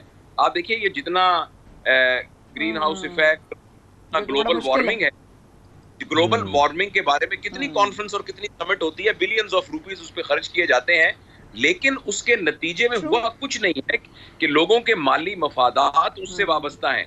लिहाजा मैं तो बहुत परेशान हूँ इस सिलसिले में, क्योंकि जैसे आपने भी बताया इतनी शिद्दत के साथ हमारे ऊपर डाटा बम्बार्ड किया जा रहा है कि मेरी उम्र का आदमी जो है वो भी उससे असर लेने से नहीं बच पाता। चे जाए कि अच्छा डॉक्टर साहब कह रहे हैं वाकई में, बिल्कुल डॉक्टर साहब बच्चों के हवाले से क्योंकि बात कर रहे थे, तो मैं ये जानना चाह रहा हूं कि जिस तरीके से हम माशरती बिगाड़ की बात कर रहे हैं, तो आप क्या समझते हैं कि एटलीस्ट उन बच्चों को राइट एंड रॉन्ग की सेंस दी जा सकती है पेरेंट्स की तरफ से, ताकि जो चीज एक ऑलरेडी हो रही है उसको तो नहीं रोका जा सकता, लेकिन एटलीस्ट उन बच्चों को ये पता हो कि ठीक क्या है और गलत क्या है? जी बच्चों हमें ना थोड़ा सा बच्चों का और ये साइकोलॉजी समझनी पड़ेगी कि बच्चे किस तरीके से तरबियत हासिल करते हैं। बच्चे नसीहत करने से, एडवाइस करने से नसीहत ट्रेन नहीं होते, बच्चे रोल मॉडलिंग से ट्रेन होते हैं। एक माँ जिसके हाथ में 2 मोबाइल पकड़े हुए हैं और वो हर वक्त फेसबुक और व्हाट्सएप के ऊपर लगी रहती है, आप उससे ये तवक्को नहीं रख सकते कि वो बच्चों को ये नसीहत करे कि बच्चों तुमने मोबाइल फोन नहीं इस्तेमाल करना क्योंकि बहुत खतरनाक है। तो इसलिए जो वालिदैन अपने बच्चों को ये तरबियत देना चाहते हैं तो उसका सिंपल तरीका यह है कि वो अपने आप को प्रेजेंट करें कि देखो बेटा मेरे पास मोबाइल सिर्फ फोन की कॉल सुनने के लिए है और कभी कभी मैंने जो ये वाला सरकारी काम करना होता है उसके लिए। अगर हम रोल मॉडल करने पर तैयार हैं तो हम अपने बच्चों को चेंज कर सकते हैं, अदरवाइज हम नहीं चेंज कर सकते। नहीं चेंज। डॉक्टर साहब एक सवाल आपकी रहनुमाई चाहिए। आपकी बात सुनते सुनते आया कि आपने कहा या तो दुनिया के सारे लोग एक जगह जमा हों और जो जिनके पास जो है वो एक ताकत है और डिसीजन मेकिंग पावर है, या तो वो इस बात को तस्लीम करें कि इंसानियत बचाना जरूरी है, जो कि प्रायोरिटी पर किसी के नहीं है। आपकी बात से मैं 100% इत्तेफाक करती हूँ। बेडरूम की बातें सोशल मीडिया पर आ चुकी हैं। अब मैं आपको सिर्फ और सिर्फ अपनी ही मैं कन्फेस कर रही हूँ क्योंकि आप मेरे बड़े हैं और मैं बहुत आपकी रिस्पेक्ट करती हूँ। मैं आपसे कन्फेस कर रही हूँ क्योंकि मैं सोशल मीडिया पे हमारी भी अकाउंट से हम बड़े परेशान होते हैं कभी कभी कि हम क्या ऐसी चीज करें बेहतर, मुनासिब, मयारी, जो कि हमें अच्छी फॉलोइंग भी दे दे और लोगों को अच्छा भी लगे, लेकिन कभी कभी मेरे जहन में से खुद चीजें ब्लैंक हो जाती हैं, या अल्लाह मैं क्या करूं, यहाँ पर तो इतना टफ कंपटीशन है, मतलब सिर्फ बाथरूम तक जो है वो कैमरा जो है, मेरे ख्याल वो भी कहीं कहीं जो है वो रुक गया है, वरना तो हर जगह हर चीज में कैमरा, और वो हर चीज सोशल मीडिया पे। जी डॉक्टर साहब। देखिए, जैसे एक जो भट्टे के अंदर जो कोयले होते हैं ना, वो जल रहे होते हैं, जिनके जरिए से फिर ईंटें पकती हैं। वो जो जलने वाले कोयले हैं ना, वो ईंधन है उस भट्टे का। मैं और आप इस न्यू वर्ल्ड ऑर्डर का ईंधन है। आप कभी ये सोचिए कि आपको मुफ्त व्हाट्सएप क्यों मिला हुआ है, आपको मुफ्त फेसबुक क्यों मिली हुई। आप पीटीसीएल से कॉल करते हैं तो आपको पैसे देने पड़ते हैं। ये मुफ्त क्यों मिला हुआ है? ये मुफ्त इसलिए मिला हुआ है कि इसका जो ईंधन है वो मैं और आप हैं। एक जमाने में पूरी दुनिया के अंदर जिसके पास जमीनें ज्यादा थी वो होता था इस दुनिया का, यानी जितने मुल्क कब्जा किए हों। उसके बाद ये हुआ कि जिसके ऐसा ही है, जितनी मशीनें हों वो दुनिया का सबसे बड़ा आदमी था। अब दुनिया में जिसके पास सबसे ज्यादा डाटा है वो दुनिया का सबसे पावरफुल आदमी है। उस डाटा को कंट्रोल करने के पिछले 10-20 साल से हम सारे के सारे ईंधन बन रहे हैं उस भट्टी का जिसकी प्रोडक्ट डाटा है। कुछ अरसे के बाद ये मैसिव डाटा इकट्ठा हो जाएगा गूगल के पास और फेसबुक के पास और इस तरह के इदारों के पास। इस डाटा के इकट्ठा होने की वजह से वो मुल्क दुनिया को कंट्रोल नहीं करेगा जिसकी आर्मी बड़ी है या जिसके पास इंडस्ट्री बड़ी है, वो वाली बॉडी कंट्रोल करेगी जिसके पास डाटा बेशुमार है। अभी भी इस वक्त गूगल का जो बजट है वो दुनिया के में से 70 मुल्कों से ज्यादा का बजट गूगल का है, यानी पाकिस्तान से गूगल और फेसबुक बड़े हैं। ट्विटर जो है वो $42 बिलियन की इलॉन मस्क ने खरीदी है। $42 बिलियन बजट नहीं होगा दुनिया के कई मुल्कों का। तो ये बहुत खौफनाक सूरत हाल पेश होने जा रही है जिसमें आहिस्ता आहिस्ता कंट्रोल मुल्क से, एथिक्स से, नेशनलिज्म से, रिलीजन से, इन तमाम चीजों से कंट्रोल निकलता कब्जा किया जा रहा है। डॉक्टर साहब आप बिल्कुल सही कह रहे हैं कि जिस तरीके से ये कब्जा किया जा रहा है वो डाटा, और ये हम एक ईंधन बन चुके हैं सोशल मीडिया तमाम प्लेटफॉर्म्स के। Thank you very much doctor Javed Iqbal साहब हमारे साथ मौजूद थे और जिस तरीके से उन्होंने एक्सप्लेन किया है बड़ा डिटेल में, ये वाकई हमारे सबके लिए सोचने वाली बातें हैं और हमें सोचनी भी चाहिए अपने बच्चों के लिए, अपनी जनरेशन के लिए, नेक्स्ट जनरेशन के लिए। आगे बढ़ते हैं, प्रोग्राम में अगला सेगमेंट शामिल करते हैं। कुछ दिन पहले हमने खबर शामिल की थी और उसमें बात की थी कि भारत में एक शादी में लीमू पेश किए गए तोहफे के तौर पर क्योंकि लीमू इतने महंगे हो गए थे। लेकिन क्या पाकिस्तान में भी यही सूरत हाल बनती जा रही है? क्या पाकिस्तान में भी लीमू की जो प्राइसेस हैं वो इतनी बढ़ गई हैं, दाम इतने बढ़ गए हैं कि अब यहाँ भी तोहफा दिया जा सकता है? बिल्कुल ऐसा ही है, मुझे नहीं चाहिए लीमू का तोहफा, आप मेरी तरफ इशारा ना करें। लेकिन अब ये पाकिस्तान में शादी कह रहे हैं ये सिचुएशन होने वाली है क्योंकि सरकारी कीमत 600 से 700 रुपए फी किलो है, लेकिन लीमू इंतहाई महंगा हो चुका है। इसकी क्या वजह है? क्यों यहाँ पर भी वही वाली शादी वाली बात, 1000 से ऊपर बिक रहा है मुल्क भर में लीमू खाना छोड़ दें फिर क्या करें, ये मजबूरी है हमारी। छोड़ दें। पूछ लेते हैं, हमारे साथ मौजूद हैं इस वक्त member market committee Karachi M Ali Khwaja sahab. बहुत शुक्रिया साहब आपने हमें ज्वाइन किया और सुबह खैर। ये क्या अब हम यहाँ कराची में भी, पाकिस्तान में भी हम जो है वो लीमू जो है तोहफे के तौर पे देंगे? इतना महंगा हो गया, पहुंच से बाहर, पहुंच से दूर। बिस्मिल्लाह, मैं 92 चैनल का शुक्रिया अदा करता हूँ कि मेरा मौक़िफ़ या मेरा पॉइंट ऑफ व्यू जो है आवाम तक पहुँचे। पहला सवाल आपने बड़ा खूबसूरत कहा लींबू का। तो लींबू की कास्ट के साल में 2 दफ़ा होती है, जो है दरख्त होते हैं उनसे निकाले जाते हैं। तो ऑलरेडी जो रमज़ान में होता है उसकी सप्लाई ऑफ डिमांड ज़्यादा बढ़ जाती है, इसी वजह से थोड़ा सा किल्लत पैदा होती है। वरना आज मैं अभी जो मंडी में, आज सब्जी मंडी में तकरीबन 9:30 बजे नीलाम हुआ था, तो मैं वहाँ से निकल रहा था तो 350 पर केजी के हिसाब से नीलाम। 350 पर जी यस। होता हम आपसे मंगवा ही लेते। मैं आपको 10 किलो या 15 किलो भेज देता हूँ। इसकी पेटी आती है 8 किलो की, तो ये आज की रिपोर्ट है। 9:30 बजे नीलाम। बढ़ कर रहे हैं दाम, जो मिडिल मैन है वो बढ़ा रहा है, दुकानदार बढ़ा रहा है, कौन बढ़ा रहा है कि 1000 से ऊपर चले जाते हैं जब वहाँ 350 के निकल रहे हैं? सर अक्सर मैं मुख्तलिफ चैनल पे मैं यही बात कहता हूँ कि हमारी आवाम में शऊर कब आएगा? जब बैरो ऑफ सप्लाई की लिस्ट इशू होती है, हर शॉप पे रखी जाती है, तो जो भी कस्टमर आए उससे बाकायदे उसे आर्गूमेंट करें अपनी, ताकि भाई हमें जो है आप लिस्ट के मुताबिक रेट दें। उसमें बाकायदे कमिश्नर कराची की तरफ से अप्रूवल होती है कि इसमें 3 कैटेगरियाँ होती है, होलसेल, रिटेल और परचून। 3 चीज़ें होती है, उसके अंदर तीनों रेट उसमें दिए होते हैं। तो जब आवाम का जो अपना रेट है उस 3rd कैटेगरी में आता है, 3rd पॉइंट में आता है, तो ऑलरेडी उसे आर्गूमेंट करके दुकानदार से ले उसमें जब आवाम खुद इसमें इंटरेस्ट नहीं दिखाती है, जो वो रेट देते हैं वो थैला भर के दे देते हैं। अच्छा, अगर वो बदमाशी से नहीं दे रहे उस रेट पर तो क्या उनकी कंप्लेंट भी की जा सकती है? बाकायदे कमिश्नर कराची के बाद हेल्पलाइन है, उसके बाद कंप्लेंट करो और इसके एसडीएम आता है, डीडीओ होते हैं, बाकायदे उसको जो है कार्रवाई होती है। सप्लाई ब्यूरो ऑफ सप्लाई के अथोराइज अफसर होते हैं, उन पे लिस्ट पे उनके नंबर दिए जाते हैं बाकायदे, उस पर आवाम खुद इसमें ताउन करें तो हम खुशी महसूस करेंगे।